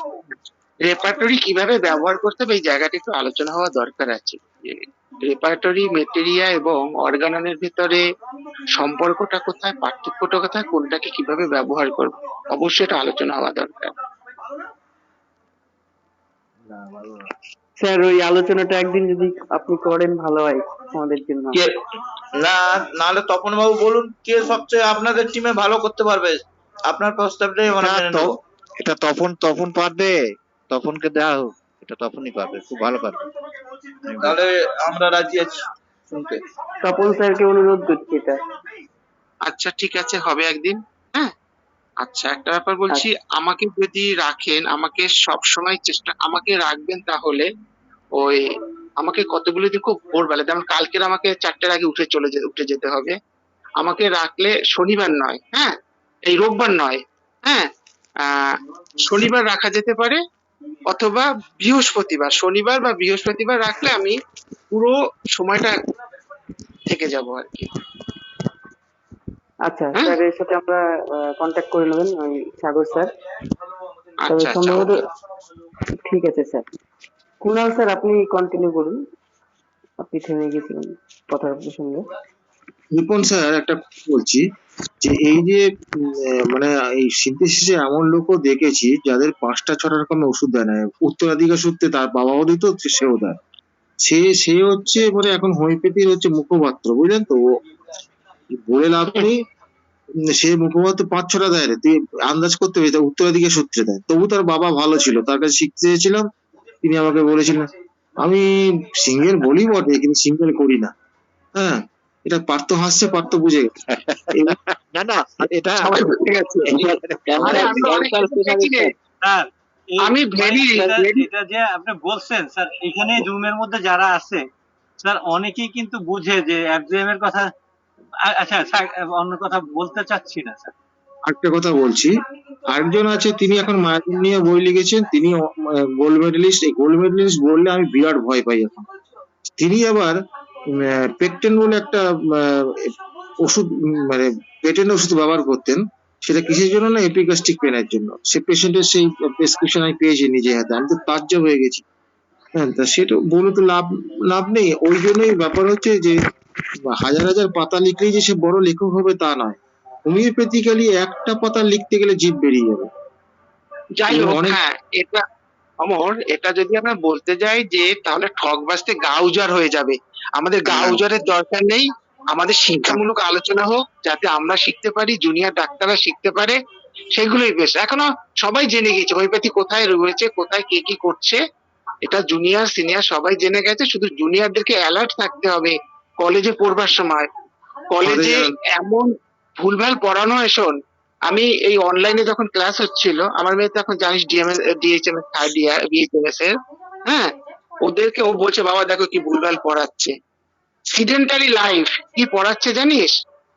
যে সবসময় একা থাকে, company aversion 2, that is sedentary life পড়াচ্ছে। আর আমাকে মেয়ে বলছে বাবা শোনো কি বলছে। হ্যাঁ, আরে এই হচ্ছে পড়ানোর অবস্থা। এনআইচে রেপার্টারি পড়াচ্ছে সে, আমাদের ইয়েতে বউবাজারে তাকে আমি ধরেছিলাম। তখন বলে আপনার মতটা ঠিক, আমার মতটা ঠিক, আবার সে দুটোই ঠিক হয় কি করে? মানে আমাকে বলতে পারছে না, নিজে ভুল করেছে তারা স্বীকার করতে পারছে না। ঘাটালে তো আমাকে ঘাটালে বিপদ আছে রেপার্টারিতে। আমার অবস্থাটা আরো মারাত্মক, শোন আমার অবস্থা আরো মারাত্মক। রাত 11:30টার সময় আমার কাছে ফোন এসছে, রাত 11:30 কিন্তু তখন আমি ঘুমিয়ে পড়েছি সেদিন। কি ব্যাপার, কি ব্যাপার স্যার আপনি ফোন করছেন, ব্যাপারটা কি? বলছে আর বলো না, আমি কালকে এনআইএস এ জয়েন করছি, রেপার্টরি আমার সাবজেক্ট রেপার্টরি, জানোই তো, কিভাবে শুরু করি একটু বলো না। এটা পার্থ জানে, পার্থকে বলেছিলাম। আমিও তো জানি কে করেছে। জানিস না, হ্যাঁ রাত 11:30টার সময় আমাকে ঘুম থেকে জাগিয়ে তুলে জানতে না, চাইছে কালকে প্রথম ক্লাস নেবো, কিভাবে তারপরে শুরু করবো। তারপরে পার্থ ইন্টারন্যাশনাল ফেমাস সব ডাক্তার সব জায়গায় দেশ বিদেশ ঘুরে বেড়ায়, সেই সব ডাক্তারের গন্ডগোল অনেক। মানে অর্গানন পড়াচ্ছে কলেজে, তাদের আবার বক্তব্যের মধ্যে গন্ডগোল, প্রেসক্রিপশনের মধ্যে গন্ডগোল। সে তো বলে- হয়েছে। ওই যে এই বললাম বলে- অর্গাননের হেড অফ দ্য ডিপার্টমেন্ট 6টা মেডিসিন, অমর একটু আগে বলছিল, অর্গাননের হেড অফ দ্য ডিপার্টমেন্ট 6টা মেডিসিন প্রেসক্রিপশন করেছে। যাই হোক, এইসব আলোচনা এগুলো থাক। আলোচনা করে লাভ নেই, এগুলো না ওই যে না, গা বরং বাসতে যাতে ঠক বাসতে গা উজাড় হয়ে যাবে, তার থেকে আমাদের আলোচনাই যেটা শিক্ষামূলক না, সেটা এটা যাবে। সতর্ক- হ্যাঁ, ঠিক আছে। হ্যাঁ সতর্ক আর সতর্ক ওই সতর্কতা- পর্যন্তই, হ্যাঁ, ওসব আর দরকার নেই। যে যেরকম বুঝছে সে সেরকম করছে, তো ছাড়। আমরা নিজেরা কতটুকু বুঝছি বা কতটুকু শিখছি, এটাই হচ্ছে বড় কথা। ওকে, সেই আলোকে আমি এবার এখন বেরিয়ে যাবো। হ্যাঁ, আর আমি এবার বেরিয়ে যাচ্ছি। আলোচনাগুলো স্যার হলে আবার ওই মানে রেকর্ডিং হয়তো ইউটিউবে ছাড়াও হয়, তখন যদি কেউ শুনে তখন সেটা একটা খারাপ যদি কিছু হয় ওখান থেকে। ওই জন্য আমরা নাম বলি না। আচ্ছা না, নাম বলতে নেই।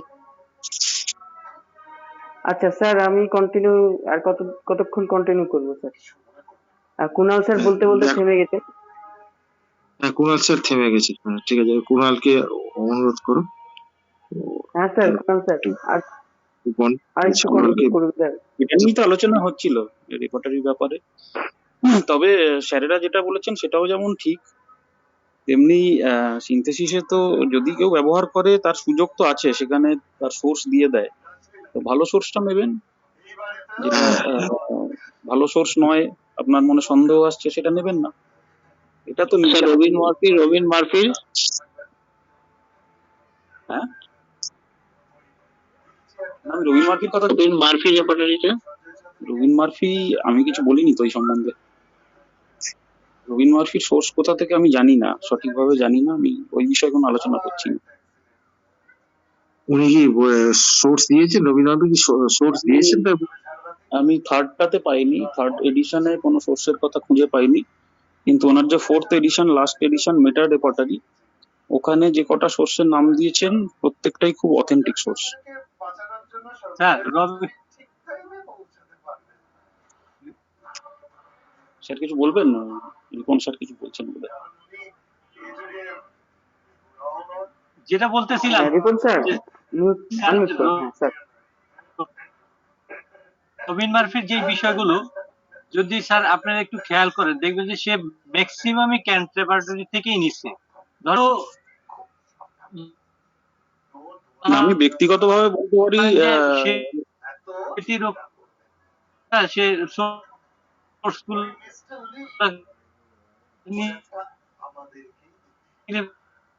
কিভাবে স্যার আপনার কথাগুলো শোনা যাচ্ছে না।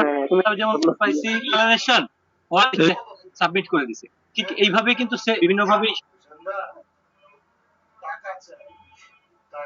চাকরিতে ছেকে ছেকে আলাদা আলাদা করে দিচ্ছে, এই আর কি।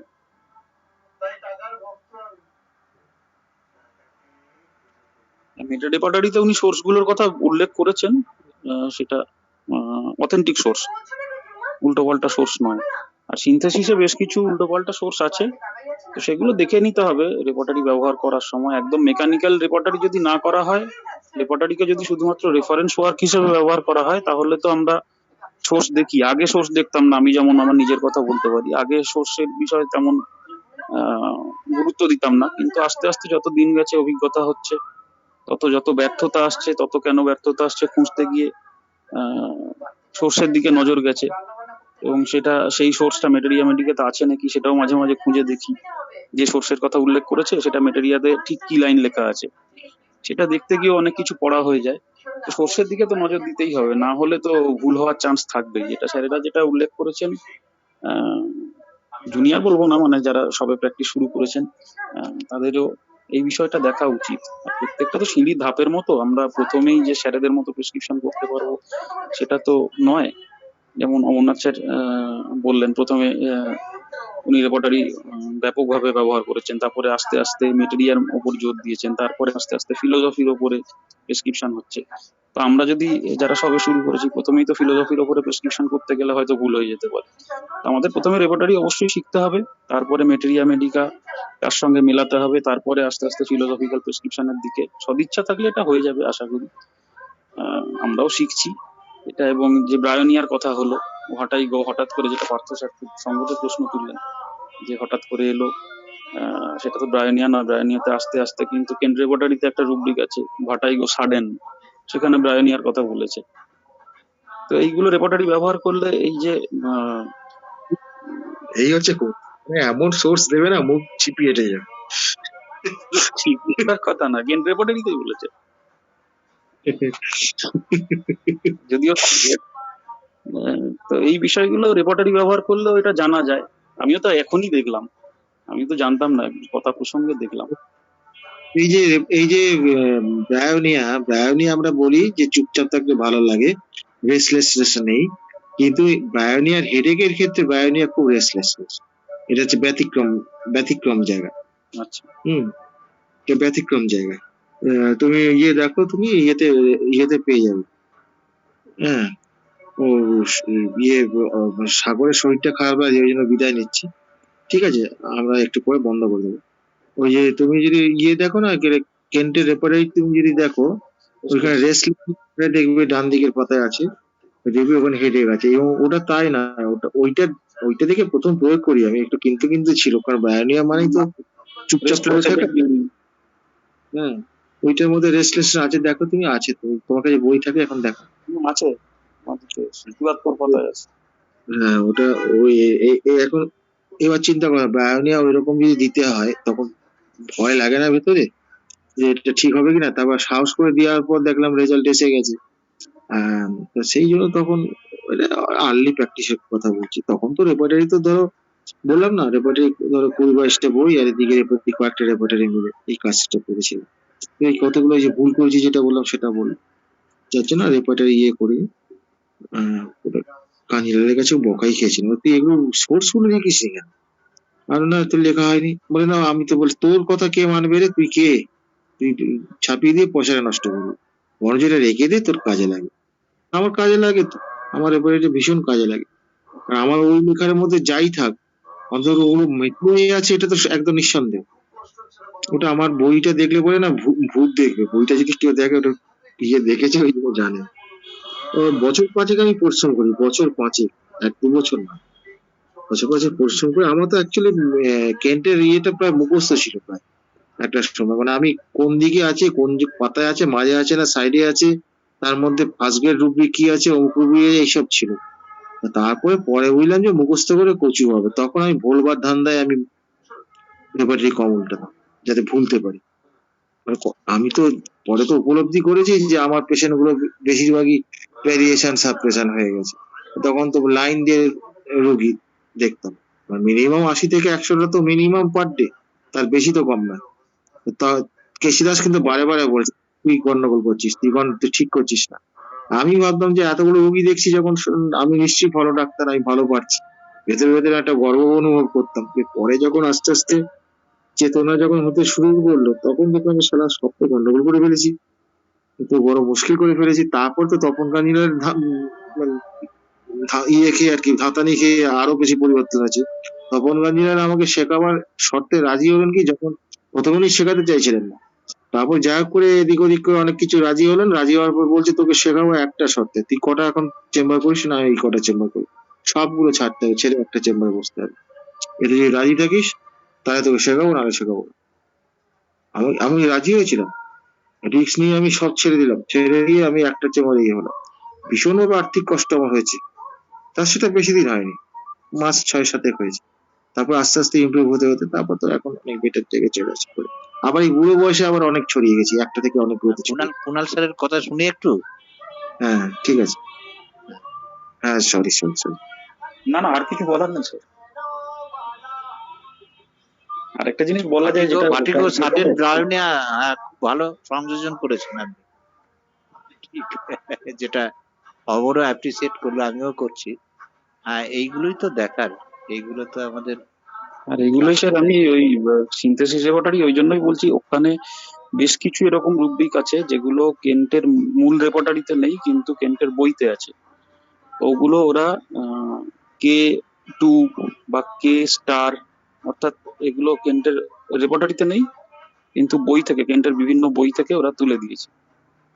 তো এটা একটু মিলিয়ে দেখে নিলেই হলো আর কি। তো এইটা সিনথেসিস রেপোর্টারি ব্যবহারের সুবিধে।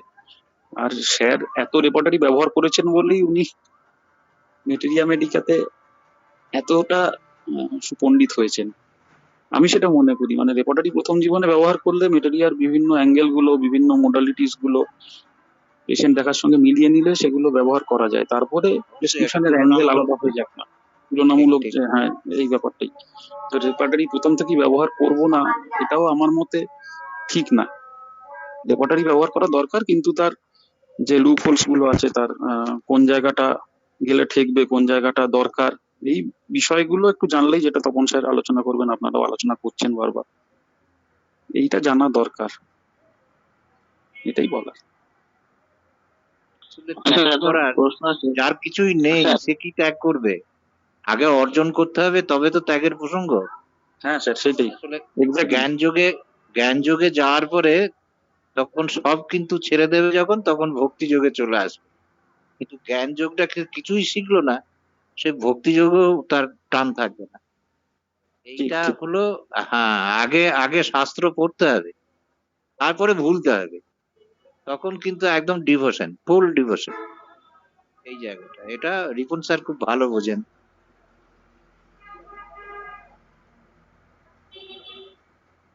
ডক্টর সৈকত চক্রবর্তী, কি কিছু একটা প্রশ্ন করছিলেন আপনি? হ্যাঁ, বলছি যে প্রথম যখন ফার্স্ট একটা পেশেন্টকে দেখতে মোটামুটি ভাবে কতক্ষণ টাইম লাগা উচিত বা কতক্ষণ টাইম দেওয়া উচিত, এটা ফিক্সড হয় না, তবুও একটা মোটামুটি আন্দাজ বলছি প্রথম যখন ফার্স্ট প্রেসক্রিপশন করব।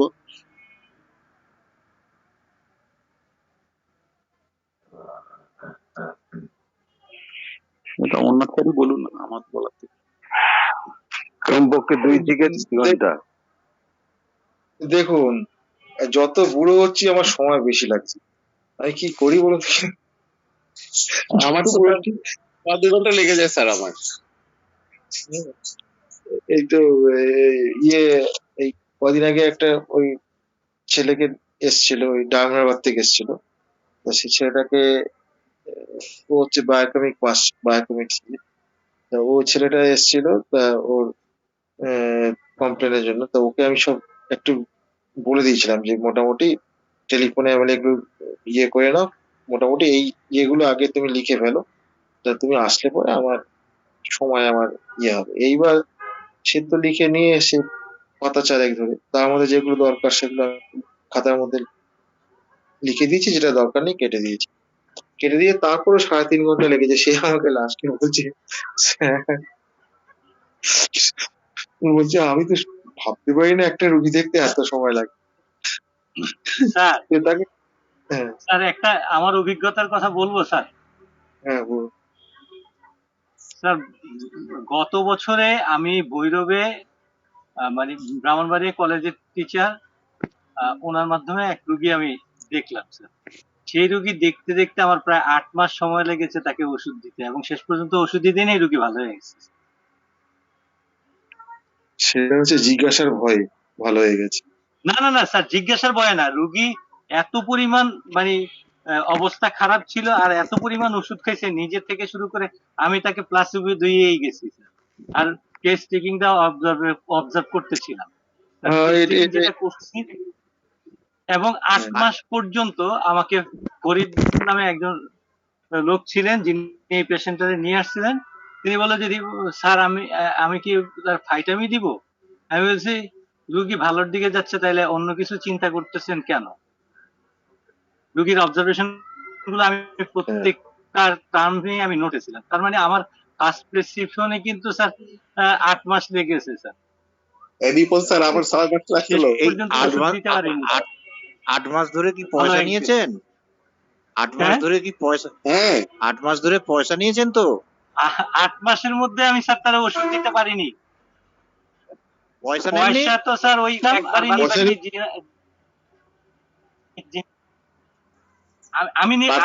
নিতে পরে স্যার, আমি পয়সা নিতে, ওষুধ দিছে তারা। আমার সাথে শুধু কনসাল্ট হয়েছে স্যার, প্রথমবারই নিছিলাম তার যে জন্যই তো পয়সার ট্রেনের দরকার। প্রথম দিন বসেছিলাম, চিকিৎসাটা তো আপনি করলেন, চিকিৎসা করেছি চিকিৎসাটা স্যার, আপনি কিন্তু করলেন, প্রথম দিনই টাকাটা নিয়েছিলাম। প্লাসিবো দিতে হবে না? না, প্লাসিবো দিতে হবে। তা আমি তো ওই কাজী সাহেবের আম বাগানে ওই যে ওই হাতির পিঠে চড়ে কাজী সাহেব বললেন যে আম চিনবো কি করে, আমি তো ভাবছিলাম ওটা কাঁচা আম না পাকা আম না কুশি আম।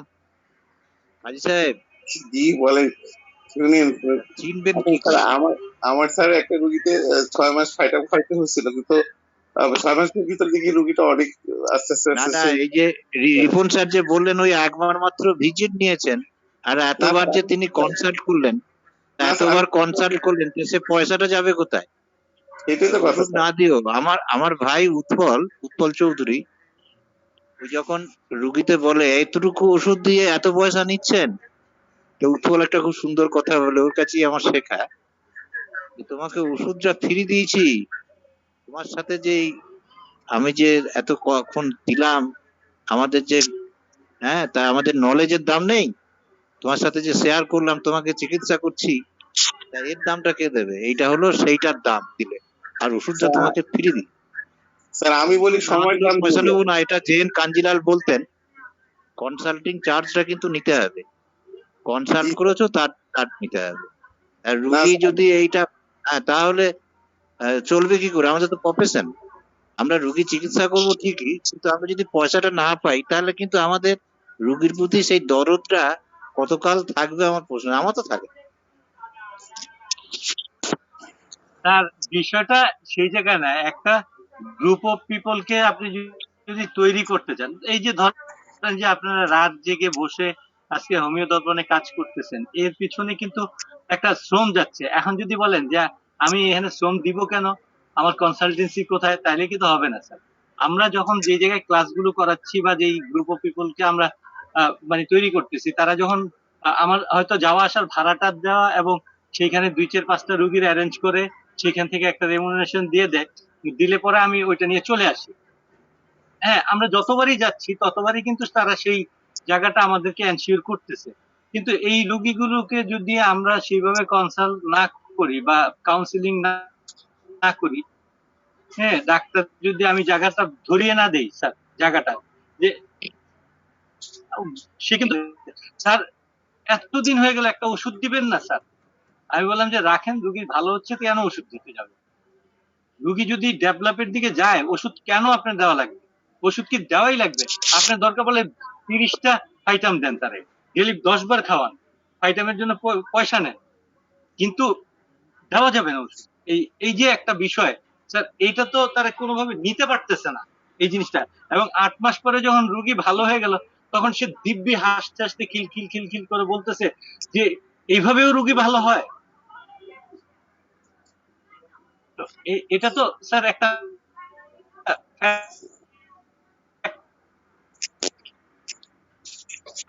আমি একটু বলে নি,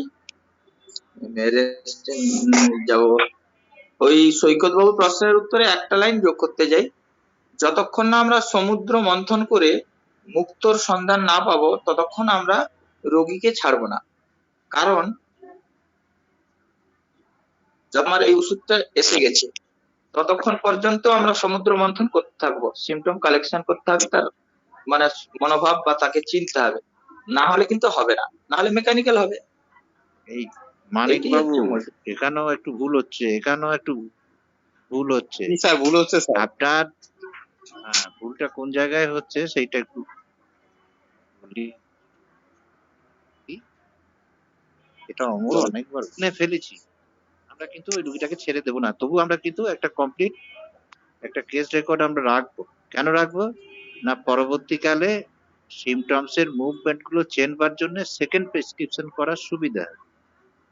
এই জন্য আমাদের কিন্তু ওই প্রথমেতেই একটা কর্নিক কেস রেকর্ডিং যখন করব, তখন কিন্তু একটা আমাদের টোটাল কেস রেকর্ডিংটা করে নিতে হবে। এইটা। হ্যাঁ, সেটাই তো বলছি স্যার, টোটাল, যতক্ষণ না না না, পাচ্ছি আমরা কিছু ওষুধ satisfaction পেয়ে যাবো। গেলেও, ওষুধ চিনে ফেললেও, আপনি বুঝে গেছেন এটা ন্যাট্রাম, তবুও তার আরো আনুষঙ্গিক যে লক্ষণগুলো আছে, এগুলো আমরা নোটবন্দি করব। আর এর রিপন স্যারের কথাই বলি, এই আমরা যে রাত জেগে করছি এটা কিরকম জানেন তো? এটা হচ্ছে আমাদের জেনারেশনকে রক্ষা করার জন্য। যেমন বাপ যেমন তার ছেলেকে শেখায়, এই আমরা এই হোমিওপ্যাথিক পরিবারের যে উত্তরাধিকার যারা আসবে, এরপরে এই ব্যাটনটা যাদের হাতে থাকবে, এইটা হচ্ছে আমাদের দায়িত্ব বলে মনে করি। এই বিষয়ে আমার সাথে অমরের বা তপনেরও আলোচনা হয়। তা আমাদের মোটিভেশন হচ্ছে এইটাই, যে আমাদের পরবর্তীকালে এই হোমিওপ্যাথিটাকে আমরা একটা নিজস্ব পরিবার বলে মনে করি, এবং এইটা ধারাবাহিকভাবে যাতে না একদম দস্যুদের দ্বারা ছিনতাই হয়ে যায়, আর এটা রক্ষা করার জন্য, এর আব্রু রক্ষা করার জন্য, পরবর্তী প্রজন্মকে ঠিকভাবে গাইড করার জন্য, এই স্বার্থে কিন্তু এই, এটাই তো আমার মনে হয়। এখন অমর কি বলে, অমরের কাছ থেকে শোনা যাক। স্যার ধন্যবাদ স্যার, এটা একেবারে যথার্থ, মানে আপনি যথার্থ বলছেন স্যার, যে একটা প্রজন্ম ধরে দেখেন আমি মানে কথাটারে আপনি বলার সাথে সাথে আমার হঠাৎ করেই আহ, মানে আমার এই, আপনি যদি অন্যভাবে না নেন তাহলে আমি কোরআন থেকে একটা কথা বলতে চাই, যে সেই জায়গার মধ্যে ইব্রাহিম আলাইহিস সালাম এবং ইসমাইল আলাইহিস সালাম যখন কাবার প্রাচীর নির্মাণ করতেছিলেন, সেই জায়গায় সে দোয়া করলেন যে এদের মধ্যে একটি বংশধারা আহ, তুমি রেখো যারা সর্বদা তোমার প্রতি সমর্পিত থাকবে। হ্যাঁ, আর এদের মধ্য থেকেই এদের একজনকে আমার বার্তাবাহক তোমার বার্তাবাহক হিসাবে প্রেরণ করো। এই যে একটা বিষয় স্যার, যে একটা ধারা কিন্তু থাকতে হবে যেটা হেনিমেনি, সেই ধারাটাই যতটাই বিকৃত হোক যা কিছু হোক তার মধ্যে একজন মেসেঞ্জার কিন্তু স্যার আসবেই, যে ওটাকে আবার রিসাপলিং করবে। সাধু তো সাধু, দারুণ কথা। এইটাই হচ্ছে, এটা যদি এইভাবেই আপনারা আমাদের এই জায়গাটা যদি না ধরে ব্যাটনটাকে রাখেন দিতে স্যার, হবে। হ্যাঁ, তাহলে এটা কিন্তু হবে না স্যার। হ্যাঁ, মানে আশ্চর্য হবেন স্যার, ফারুকি স্যারের কাছে কৃতজ্ঞ এই জন্য যে তিনি হাতে কলমে যে যে শিক্ষাটা দিয়েছেন। তাছাড়াও আরেকটি বিষয় হচ্ছে যে এক সময় আমি আমি নিজেই ধরেন প্রগতি নামে আমাদের এখানে একটা কোম্পানি আছে স্যার। আরে কাজী সাহেব মিউট করুন।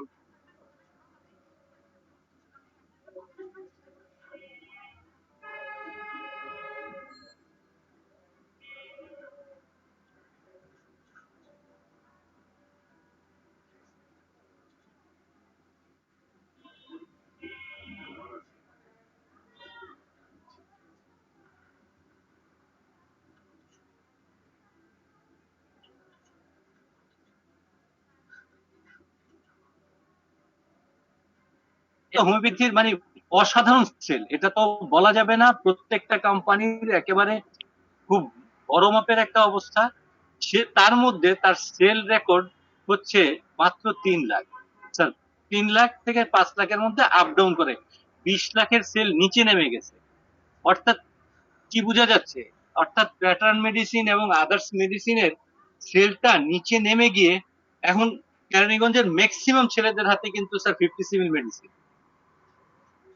আর 50 সিভিল মেডিসিনের ক্ষেত্রে দুটো সুবিধা, একটা সুবিধা হচ্ছে যে তাকে মানে একবার ওষুধ প্রিজার্ভ করলে আর দেখা যায় যে মানে 14 জেনারেশনের ওষুধেই রাখতেছে না, সেই ওষুধগুলো তারা ডায়ালেশন করে নিজেরাও বানানো শিখে গেছে। ফলশ্রুতিতে দেখা যাচ্ছে যে তার ইনভেস্ট কম এবং রোগীর সেবা দেওয়ার ক্ষেত্রে তার এই যাতনাটা কম এবং হিউজ পরিমাণ ওষুধও তার কাছে আছে। যেমন আমরা হোমিও ইন্টারন্যাশনাল থেকে যেটা মানে শ্রীকান্ত চৌধুরী ওই জায়গা থেকে মনে করেন যে প্রায় 600 ওষুধ আমরা কালেকশন করে নিলাম এমন, নিয়ে কিন্তু আমরা সবাইকেই মানে ওই M2 এর লিকুইড বানিয়ে ওষুধ দিয়ে দিলাম।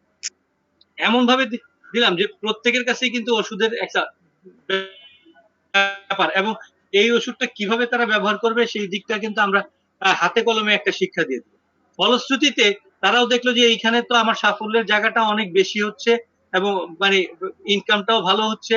কিন্তু একটা জিনিস হচ্ছে যে সেটা হচ্ছে যে তাদের প্রত্যেককে টেস্টিং করার ক্ষেত্রে খুব সাবধানতা অবলম্বন করতে হচ্ছে এবং বেশ অনেক সময় নিয়ে করতে হচ্ছে। এইটুকুই জাস্ট যার কারণে কিছু কিছু মানুষ হয়তো এই লাইনটা আসতেই চায়নি, আবার কেউ কেউ এই লাইনটা ধরেছে তো খুব ভালোভাবে ধরেছে, এই আর কি।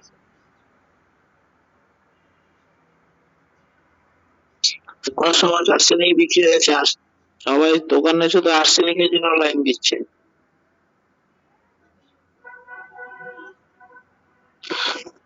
ফারুকী স্যারের এই ব্যাপারটা বাংলাদেশে বিপ্লব এনেছে, যতটুকু আমি দেখতে পাচ্ছি, যতটুকু স্যারের সঙ্গে আমার ইন্টারেক্ট, বা স্যারের সঙ্গে তো আমার খুব বেশি কথা হয়নি, কিন্তু স্যারের প্রতিটা কাজ, মানে স্যারের কাজটা বাংলাদেশে হোমিওপ্যাথিক জগতে একটা বিপ্লব আনার মতো।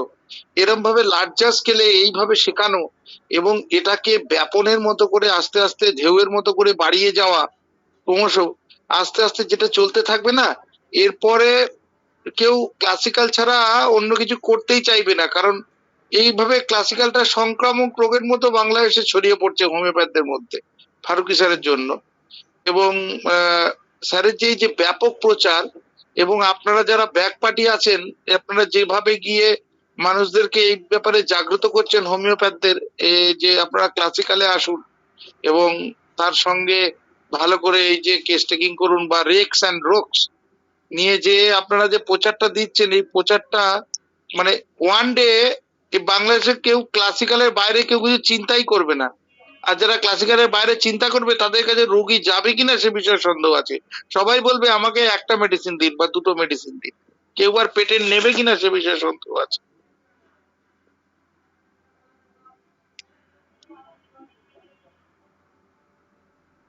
জি ধন্যবাদ। মানে যারা দোকানে বলে ওষুধ দেয় তাদের পেটেন্টই বেশি দেয়, যারা দোকানে বলে ওষুধ নেয় তাদের পেটেন্টই ওষুধ দেয় বেশি। এখন কাস্টমার এখন পেটেন্টের কিছু কিছু, সবাই অবশ্যই নয়, পেটেন্টের প্রতি লোকের একটু চায়, অনেকে আবার পেটেন্ট ওষুধও চায়।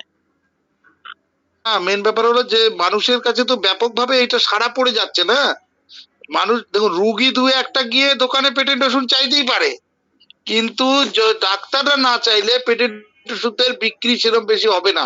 শুধু রুগীর ওপর ভিত্তি করে পেটেন্ট ওষুধ বিক্রি হয় না।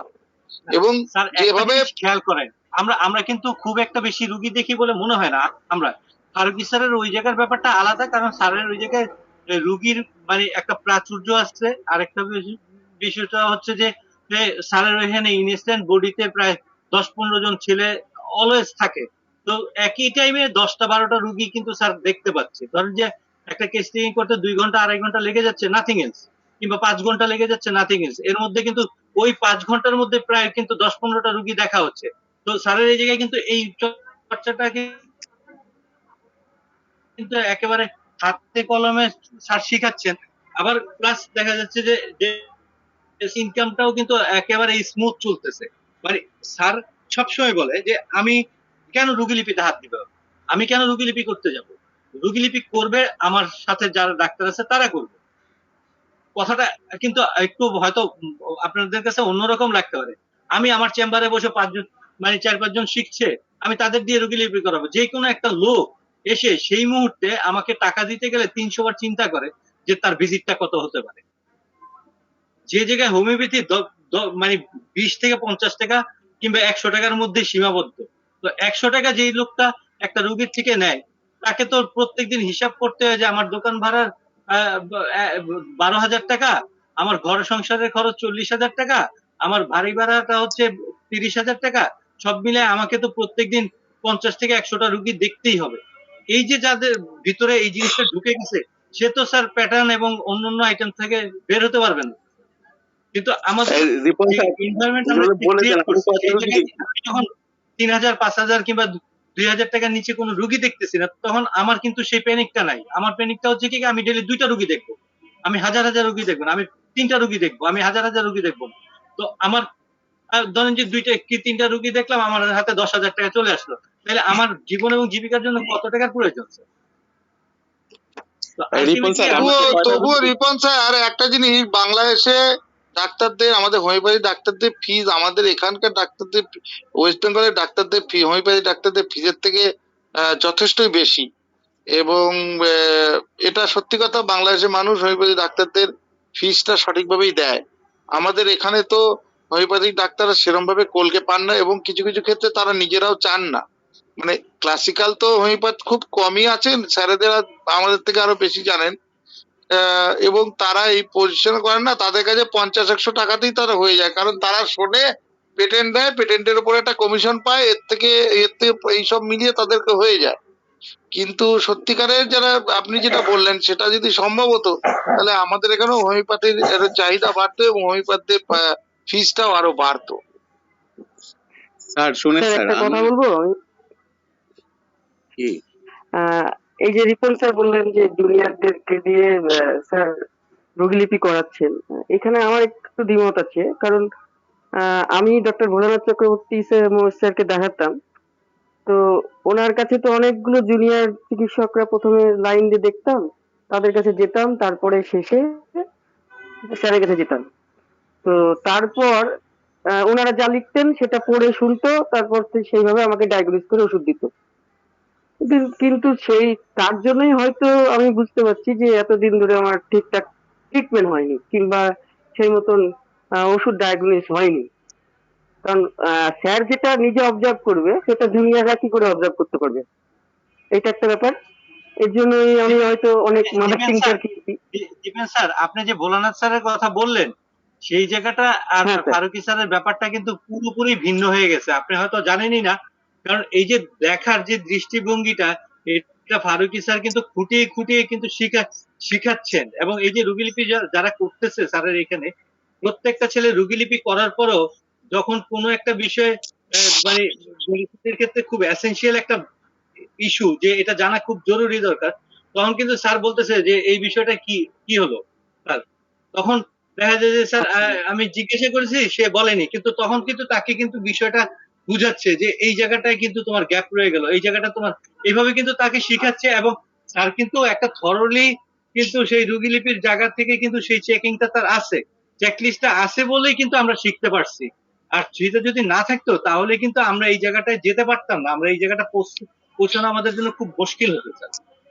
এই রিপন স্যার একদমই তাই, বুঝতে একদমই পারছেন? তাই। শোনেন, আমি বলি শোনেন রিপন স্যার। কারণ আমার চেম্বারে তো আমি তো সন্ধ্যা থেকে 10টা পর্যন্ত রোগী দেখতাম, আমি তো দুটো পেশেন্ট, নতুন পেশেন্টের বেশি রাখতাম না, আমি সব অ্যাপয়েন্টমেন্ট করে দিতাম। আর আমার সাথে তো 4জন 5জন করে ছাত্ররা কাজ করতো, ওদেরকে আমার কেস টেকিং শেখাইতে প্রায় মাসখানেক উপরে লেগেছিল। এবং যখনই ওরা কেস টেকিং করতো আমি বলতাম, দেখো এই লক্ষণের পিছনে এই লক্ষণ আছে, এই লক্ষণের পিছনে এই লক্ষণ আছে, তুমি যেটা বের করতে পারো না, যা ওটা ওখানে যে আবার টেবিলে বসো, এর লক্ষণটা বের করে নিয়ে আসো। ওরা আমি অনেক সময় বলে দিতাম যে এই লক্ষণটা আছে, তুমি বের করার চেষ্টা করো, দেখবে মিলে যাবে। তখন ওরা আবার মিলে এসে বলতো যে স্যার এটা কিভাবে সম্ভব, আপনি বলে দিলেন যে লক্ষণের পিছিয়ে লক্ষণ আছে। আসলে আমরা যেটা ছাত্রদের শিখাই, ভোলানাথ স্যার যেটা করছেন আসলে এটা ঠিক না। আসলে আমরা প্রতিটা, আমার পেশেন্ট, আমারও তো ছাত্র আছে 4-5টা, ওরাই কেস টেকিং করে। আমি নিয়ে আসতে পরে দেখি যে দেখো এই যে এখানে প্রবলেমটা থেকে এর আগে একটা প্রবলেম আছে, তুমি তো একটু বের করে নিয়ে আসতে পারেন।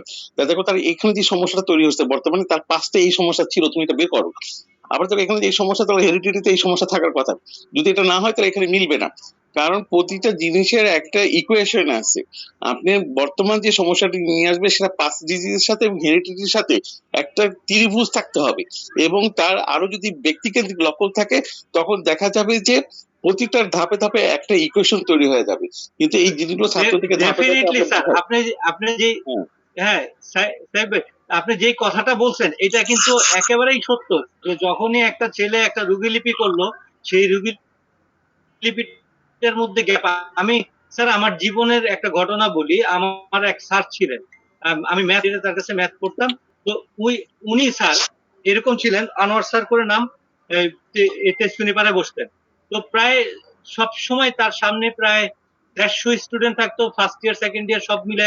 তিনি করতেন কি, মাঝখানে একটা দেয়াল ছিল, দেয়ালের মধ্যে একটা মাঝখানে একটা দরজা ছিল, দুই পাশে দুই, মানে যে যেখানে পারে বসতো। তো আমরা করতাম কি, নিজেরা অঙ্ক করতাম। তো আমি যখন অঙ্কে ঠেকে যেতাম, বা আমরা কেউ যখন ঠেকে যেতাম, তখন বলতাম যে স্যার অঙ্কটা পারতেছি না, তো বেঞ্চ ঠেলে বের হতে, স্যার বললো যে ওইখানেই বস, ওইখানেই বস। কত নাম্বার অঙ্ক করতেছিস? যে অত নাম্বার। আচ্ছা ওই জায়গাটা তুই প্লাস দিছিস, ওইটারে মাইনাস কর। এই যে, তারপরে আমি মাইনাস করলাম, আমরা বললাম স্যার বুঝলেন কি করে যে আমি ওই জায়গাটা ভুল করেছি? তো ঠিক এটার পিছনে কারণটা কি? একটা দীর্ঘদিনের 30-35 বছরের রুগী দেখার অভিজ্ঞতা এবং একটা ড্রাগ পিকচার তার মাথার মধ্যে ঢুকে আছে। একটা ছেলে যে কোথায় ভুল করতে পারে, একজন টিচার যদি সেই জায়গাটা না বুঝতে পারেন, তাহলে তো আসলে সেই টিচারের কাছে ছাত্রদের যে বেসিক্যালি কিছু শেখার সুযোগ থাকে না। কিন্তু একদমই তাই।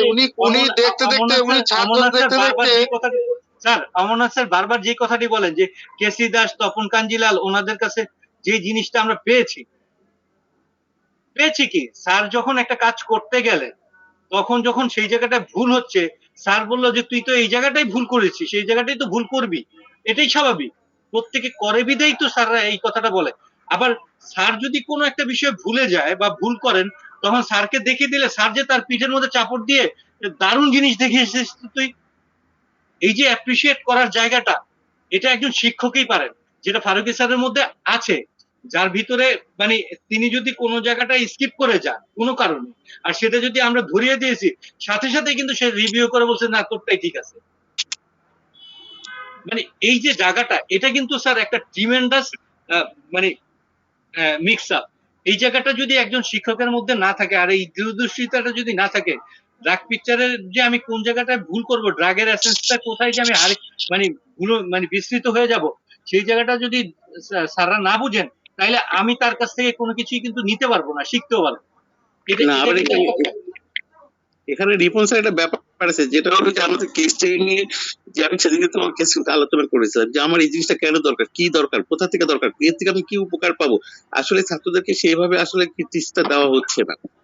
মনে করেন আমি বসটা কেন নেবো, কি দরকার, এখান থেকে কি পাবো, এখান থেকে আমি কোন মেডিসিন থেকে সামনের দিকে যেতে পারবো, সেটা কিন্তু আমাকে প্রতিটা পদে পদে ভেঙে ভেঙে আমাকে ছাত্রদেরকে বলা লাগছে। তখন ছাত্ররা ঠিকই ওখান থেকে সেই জিনিসটা বের করে নিয়ে আসতে পারতেছে। আচ্ছা এটা তো দীর্ঘদিন সময় লাগছে, একদম সমস্যা না। আর পরে পড়ে আসলেই তো সে কেস করতে পারবে না, তাকে তো অভিজ্ঞতার সামনে তো দাঁড়াইতে হবে কিছুদিন, তাহলে আচ্ছা সে পারবে আর কি। হ্যাঁ স্যার বলুন, স্যার অমরনাথ স্যার আর বলুন। স্যার রুগী ছাড়া শোনেন, রুগীর কেস টেকিং করা ছাড়া কোনোদিনই নিজের ভুল জায়গাটা বের হয় না স্যার। যত কথাই বলেন, আমার প্রচুর বই মুখস্থ আছে, আমার সমস্ত ওষুধ মুখস্থ আছে, ম্যাট্রিমেডিকা হাজার মুখস্থ আছে, আমি যখন রুগী আমার সামনে না আসবে ততক্ষণ পর্যন্ত আমার সত্যায়ন, আমার কনফিডেন্সের জায়গাটা কোনোদিনই ক্লিয়ার হবে না। আচ্ছা 12:30 বাজতে চললো, এবার বন্ধ করা হোক। স্যার হ্যাঁ, হ্যাঁ সকলকে দীপেন, তোমার খেয়াল গুড থাকে নাইট। না, তোমার শরীর সুস্থ না না, তুমি স্যার, খেয়াল, তুমি তাদের না, ইনফর্ম শেষের করো। দিকে। তোমার আচ্ছা স্যার, নেশা লেগে গেছে, তুমি বেরোতে আর চাইছো না, বুঝতে পেরেছি।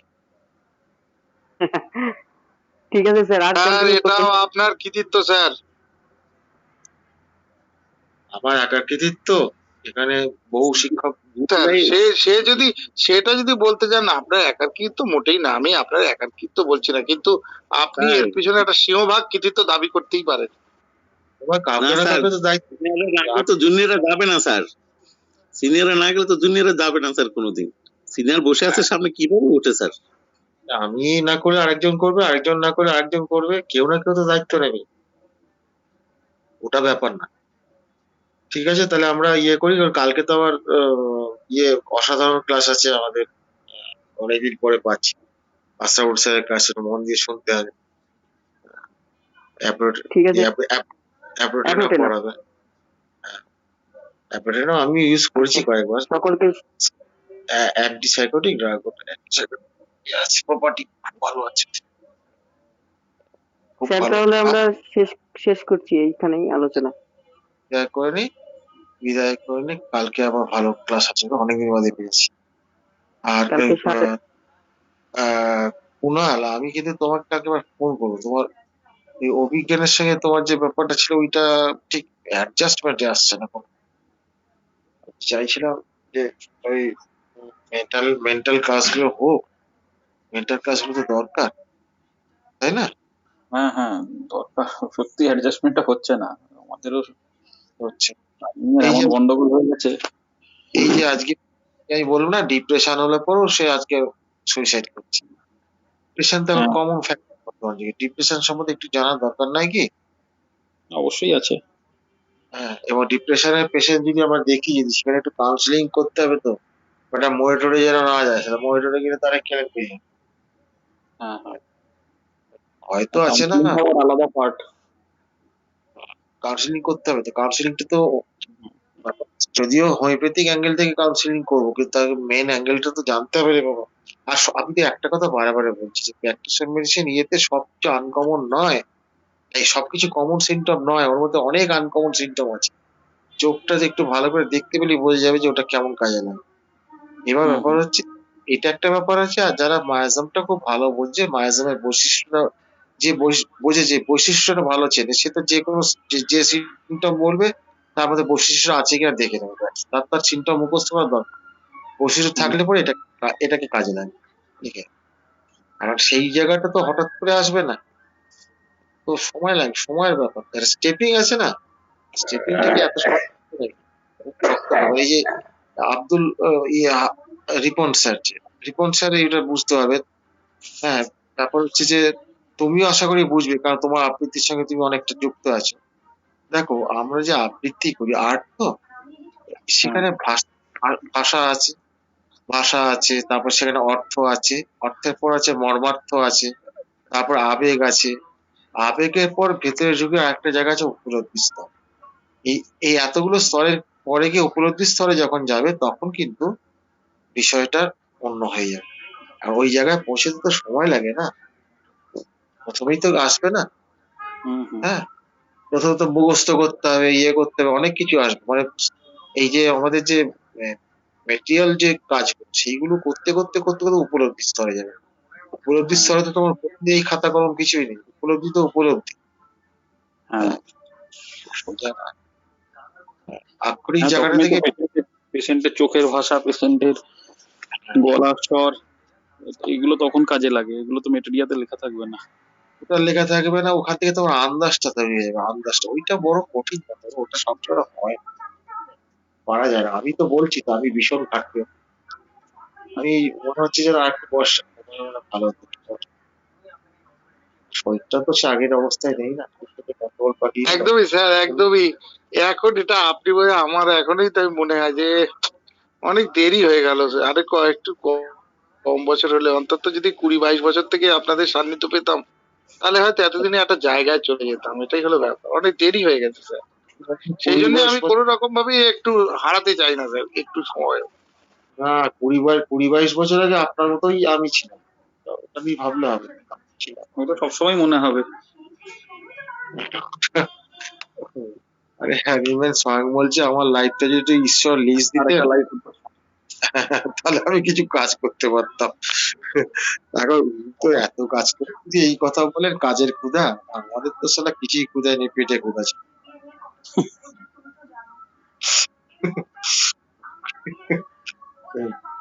সেই মরণকালে হরিনামের মতন অবস্থাটা আমাদের হয়েছিল।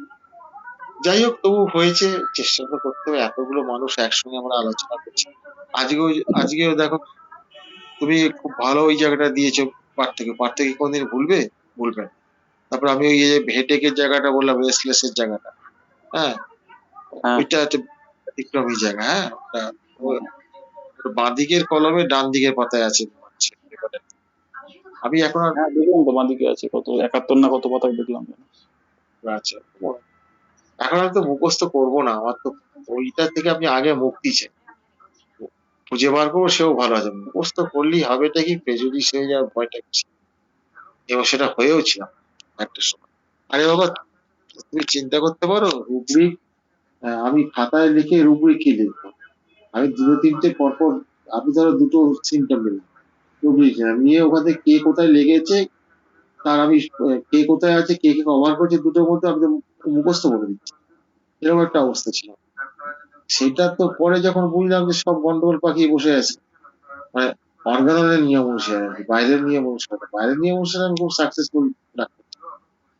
যাই হোক, সাকসেসটা যে মানে ওর মধ্যে যে অনেক বেনজল মেশানো আছে, কাজ মেশানো আছে, সেটা যখন বুঝতে পারলাম, ওখানে কিন্তু জেন কাঞ্জিলারের জেন কাঞ্জিলারের মধ্যেই পেলাম সালফারের পার্সোনালিটি করতে গিয়ে, তখনই মাথাটা আমার খারাপ। ফার্স্ট গ্রেড বার্নিং না থাকলে সালফার, ফার্স্ট গ্রেড বার্নিং মানেই তো জানি, ফার্স্ট গ্রেড বার্নিং জানি না। তারপর তো যখন জানলাম, তখন তো ওই তো আমার চৈতন্যটা শুরু হলো, ওই প্রথম ধাক্কাটা আমি খেতে শুরু। সেই ধাক্কাটা আস্তে আস্তে পরিবর্তিত হতে হতে শেষ পর্যন্ত ওনার কাছে পেল। কেশিদাসও রেপার্টারি শিখেছেন জেন কাঞ্জেলারের কাছে, আর জেন কাঞ্জেলার ডাইরেক্ট ছাত্র হচ্ছে আমাদের তপন কাঞ্জিল। মানে জেন কাঞ্জিলালকে ঘিরেই আমি ঘুরে বেরিয়েছি, এর বাইরে আর বেরোতে পারি না। এখন তো তাকে নিয়ে লিখি, তাকে নিয়ে লিখি। হ্যাঁ, ফলে আমার তো একটা সুবিধা হয়েছে। এইটাই স্যার, মেডিসিনের জেনাসটা চেনা সত্যি খুব গুরুত্বপূর্ণ। এই যে ব্রায়োনিয়ার মোশন অ্যাগ্রাভেশন, এটা তো ব্রায়োনিয়ার জেনাস। এটা আমার মনে হয়। জেনাস, এটা জেনাস বলতে অধিকাংশ ক্ষেত্রেই জেনাস। এখন আমি শোনো, আমি যেটা হয়েছিল সেদিন না ডবল মার্কস পড়েছি। ডবল মার্কস পড়েছিলাম বলতে গেটে দুটো দিয়ে দিয়েছিল, দেখো তোমাদের উল্টোডাঙায় আবার নতুন করে হচ্ছে। তো ওইটা পরেই আমি এই বাসে চলতে চলতে আমার মাথাটা ঘুরতে শুরু করে, আমার মাথা চট করে ঘুরে। তখন আমি যে মার্কসটা একটা মানে খুলবো, আর যাকে বারবার করে বলেছে ডবল মার্কস আসার সময় বাসে ডবল পড়ো, অন্য সময় ডবল পড়ো। যাই হোক, সেটা অক্সিজেনের ঘাটতি হোক বা যাই হোক, কিন্তু আমার মাথাটা যে ঘুরছে আমি বুঝতে পারছি। তো তারপরে কোনো রকমে তো ওখান থেকে বাস থেকে এসে নামলাম ইয়েতে, ওই সোদপুর বিটি নামলাম। এখান থেকে আমি আর দাঁড়ালাম না, অটোতে করে চলে আসলাম। এসে আমি রাস্তা বেরোতে পারছি না। আমার রাস্তা বেরোতে পারছি না, যখন দেখি খুব অসুবিধা হচ্ছে একটা জায়গায় ধরে না দাঁড়িয়ে পড়ছি। দাঁড়িয়ে পড়লে কিছুক্ষণ দেখছি কষ্টটা কম হচ্ছে। আবার যে হাঁটতে শুরু করছি, 2-3 পা হাঁটার পরে আবার মাথা ঘুরছে। আমি যে কিভাবে এসছি বাড়িতে পৌঁছেছি আমি বলতে পারবো না। আচ্ছা, যাই হোক, সে ওই হলো। তো তারপর একদম উঠে বসতে পারছি না, আমি নড়াচড়া করতে পারছি না। চুপ করে পড়ে আছি। মানে এই পাশ থেকে ও পাশে উঠতে পারছি না, এ পাশেও যে আছি তার মধ্যে নড়াচড়া করতে গেলে অসুবিধা হচ্ছে। সেটা আমি বহুত কষ্টে আমি ওকে বলেছি, দেখ আমি কোনো পয়সা নেই, এবার কিভাবে করবো, আমি যে কোনো ভাবে নড়াচড়া করতে পারবো। জল পিপাসাটা, জল পিপাসা তো আমার এমনিতেই বেশি, ছেড়ে দিচ্ছি। তো ওটাকে ধরি মরতে বলছি। তো তখন ও বললো যে আচ্ছা আপাতত ডায়রিয়া খা, ডায়রিয়া খা। এই ডায়রিয়া খাওয়ার 8 ঘন্টা 45 মিনিট পর থেকেই বুঝতে পারছি যে আমার বেটার অনুভব করছে। তাও রাত্রিবেলা আমি বিছানায় বসে ভাত খাচ্ছি, যা কোনোদিন খাই। আমি গেঞ্জি গিয়ে বললাম যে আমি সিঁড়ি করতে হেঁটে যাবো। বাথরুমে গেলে পরে দেয়াল ধরে ধরে যাচ্ছে, ভাবা যায়? এরকম পরিস্থিতি। যাকে ওটা প্রায় নিয়ে 8 ঘন্টার মধ্যে কমতে শুরু করলো। তারপরে ঘুমিয়ে পড়েছিলাম। সকালবেলায় ভোর রাত ইচ্ছা করতে উঠলাম, তখন দেখছি অসুবিধাটা নেই। মাথাটা খুব হালকা, শরীরটা কেমন হালকা অনুভব হচ্ছে, কিরকম একটা বোধ হচ্ছে, আমি ঠিক জোর পাচ্ছি না। যাই হোক, 2-3 দিন লেগেছিল নর্মালে আসতে। নর্মালে না, তবে সিমটমের ওয়েট বোঝা যায়। একটা সিমটমও তুমি দিতে পারো যদি ওয়েটটা বুঝতে পারো যে এই ওয়েটে আসলে পরে তোমার এটা ব্রায়োনিয়া। আবার হ্যাঁ জেলসিমাম হ্যাঁ জেলসিমাম ওয়েট আছে, সেও কিন্তু চুপচাপ থাকবে। আর ব্রায়োনিয়া চুপচাপ থাকবে। ওয়েটের জায়গাটা তোমাকে বুঝতে হবে। ওয়েট মানে কি, ওজন, সিমটমের ওজনটা। এইগুলো তো স্যার, একটা কেসের কথা আমি ডক্টর সুনির্মল সরকারের কাছে শুনেছিলাম। মানে ও ছিল NIH এর একজন কর্মচারী, মানে সবাই জানে এই কেসটা। ও এমন কোনো চিকিৎসক নেই যার কাছে, মানে কনস্টিপেশন ছিল, সিভিয়ার কনস্টিপেশন, কিছুতেই পায়খানা হতো না। এবং কোনো ওষুধ নেই বা কোনো ডাক্তার নেই যার কাছে ওষুধ খেয়ে মানে কাজ হয়নি আর কি, কোনোভাবেই। এবং লাস্টের দিকে বলছে যে ডাক্তাররা ওকে দেখলে পালাতো বা ওকে অন্য কারোর কাছে রেফার করে দিত, আমি পারবো না বলে। দিয়ে লাস্টে ডক্টর সরকার কেস টেকিং করেছিলেন, এবং তখন ডক্টর সরকার ছাত্র ছিলেন। এবং কেস টেকিং করতে করতে তিনি একসময় জানলেন যে ওর শুধুমাত্র মাঝরাত হলে, একদম নিস্তব্ধ হলে তারপরে পায়খানা হয়। তো সেইটা কেন, এবং অনেকক্ষণ ধরে বসে থাকলে তবে পায়খানা হয়। এবার তিনি কোয়ারি করতে জানলেন কেন মাঝরাতে পায়খানা হয়। তখন পেশেন্ট বলছে যে যদি কারুর আওয়াজও আমি শুনতে পাই, পায়খানায় বসে আছি আমি, বাইরে কারোর আওয়াজ শুনতে পাচ্ছি, তাহলেও আমার পায়খানা হবে না। মানে একদম কোনো রকম কোনো শব্দ হবে না, চুপচাপ একদম থাকবো, বসে থাকবো অনেকক্ষণ ধরে, তারপরে পায়খানা হবে। মানে এটাই হচ্ছে, স্যার বলছেন যে এটা হচ্ছে মোশন অ্যাগ্রাভেশন আর ডিস্টার্বড অ্যাভারশন টু, এটা হচ্ছে হাইয়েস্ট ডিগ্রি ব্রায়োনিয়ার। তো উনি ব্রায়োনিয়া 50M বা CM কিছু একটা দিয়েছিলেন, এবং সেইটা দেওয়ার পরে সে ভালো হয়েছিল। মানে সামান্যতম শব্দও তার অ্যাগ্রাভেশন, ডিস্টার্বড অ্যাভারশন। মারাত্মক সেন্স, মারাত্মক। এটা যেটা বললেন একটা সিমটমের ডিগ্রিটা, এটা সেটা একটা উদাহরণ মনে পড়ে গেল, তাই বললাম। এটা এটা আমাদের তখন বলছিলাম, আপনি আমাদের যেটা সব কিছু করে ইয়ে করেছিলাম বলে বলছি মতো বলেছেন 3টে পায়া হলে পরে আপনি এরকম পড়াশোনা দিয়ে দিচ্ছেন ফটাফট। আমি তো বুঝতে পেরে যাই তাহলে কি করবো? সবটা যারা বলতে বলতে একদিন বলছে শোন ভাই, হ্যাঁ, একটা একটা গুড়ি তো টেবিল হয় দেখেছিস? হ্যাঁ, তা তো দেখেছি সব। একটা গুড়ি টেবিল হয় কি করে? ওই যে এই একটা গুড়িটা কিন্তু বেশ মজবুত হয়, বড় হয়। ওটা দিয়ে টেবিল দাঁড় করিয়ে তাকে 3টে দরকার হয়, 3টে পায়ার দরকার। আমি ওনার কথাটা শুনে মা পেয়ে গেলাম। তারপরে তখন কাটতে গেল এই অর্ধেকটা কথা শোনার পরেই বলছে না এটা এই দিয়ে দে, এইটা দিয়ে দে। আমি সেটা শুনলে না তো অবস্থা। এই যে ব্যাপারটা করতেন আমি বিরক্ত হতাম, ভাবতাম যে উনি ইয়ে করতেন। আসলে তা না। হচ্ছে উনি যে জায়গাটা পৌঁছে গেছে এটা কিন্তু মানে কি আমরা উনি আমাদের কথা শুনে ওয়েটটা এইগুলো তো বোঝানোর জায়গা, এগুলো অনুভবের। এই জায়গা থেকে যখন সিস্টেম আসবে, সিমটম থাকবে কিন্তু তার সঙ্গে অনুভবের জায়গাটা থেকে যখন সিমটমটাকে অ্যানালাইজ করবে, তখন কিন্তু ব্যাপারটা অনেক কঠিন জায়গা, ভীষণ কঠিন। এটাই ইনটিউশন বলা যেতে পারে, ইনটিউশন। এইটা মাপটা কতটা, এই মাপটা কি দিয়ে বোঝাবো বলি? এটা ওই জন্য আমি সেলফ টট কথাটা বারবার কথাটা বলি। আমি তোমাকে শেখাচ্ছি এই অহংকারটা আমার থাকা উচিত। সেলফ টট মানে কি? তুমি যখন নিজে বুঝতে পারছো আমি ভুল করছি, তখন তোকে নিজেকে শুধরে নেওয়ার চেষ্টা করো। শুধরে নেওয়ার চেষ্টা করলেই তুমি ঠিক। এই যে জায়গাটা যেটা, এই জায়গাটাই তো আমি অমীয় দর্পণে অ্যাকচুয়ালি এই জায়গাটা ইনপুট করছি। এই ছেলেগুলো হাঁটুক, এটা নিজে নিজে নিজেদের করবে। এটা নিজের পরিবর্তন না করার ইচ্ছাটাকে কোনোদিন পরিবর্তন, যতই আমি বলি। জেনাসিলি থাকতে হবে, জেনাসিলি তো একটা বিশাল ব্যাপার না? খুব ভুল বললাম জেনাসিলির কথাটা বলে?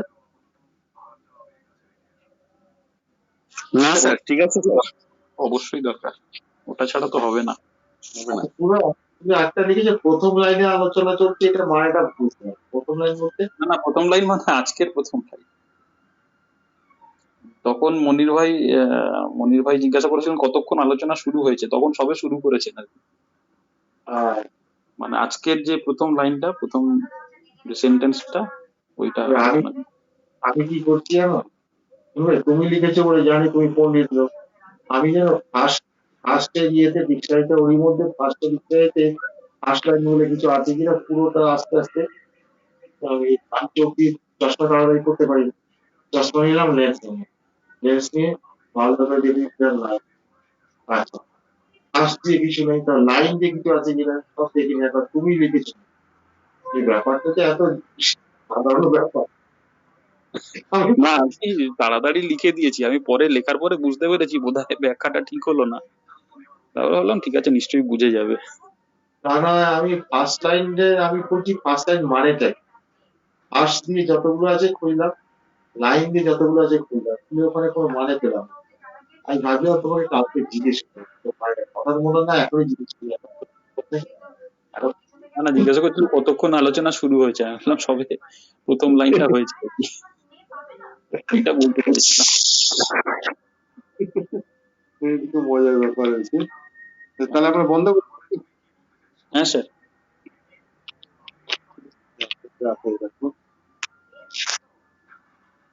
নীলকমল সেন তো কখন বেরিয়ে গেছে।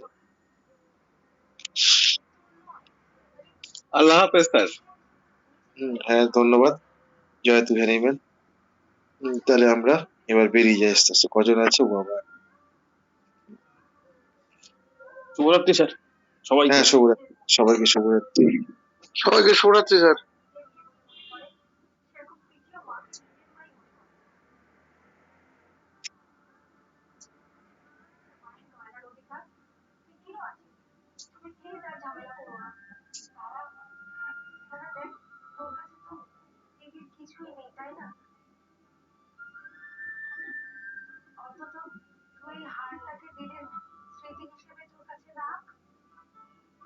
বিশ্বাস করো মাসিমণি, এই হাতটা যদি প্রীতি পায়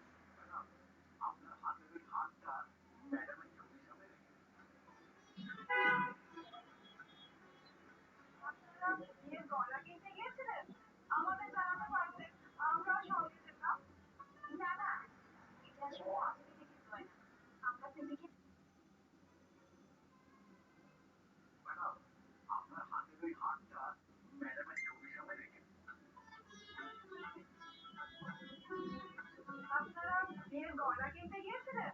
আমাদের জানাতে পারতেন, আমরাও সঙ্গে যেতাম। না না, এটা আসলে আমাদের বিয়ের গয়না। আমরা দিদিকে দিতে দেবো বলে ঠিক করেছি। এমন না না, দেখুন after all উনি তো সর্বমঙ্গলা রক্তবর্ষের মানুষ। তাই ওই হাতটা আমাদের বাড়ির বউয়ের সঙ্গে আমাদের বাড়িতে পাঠাবেন না প্লিজ।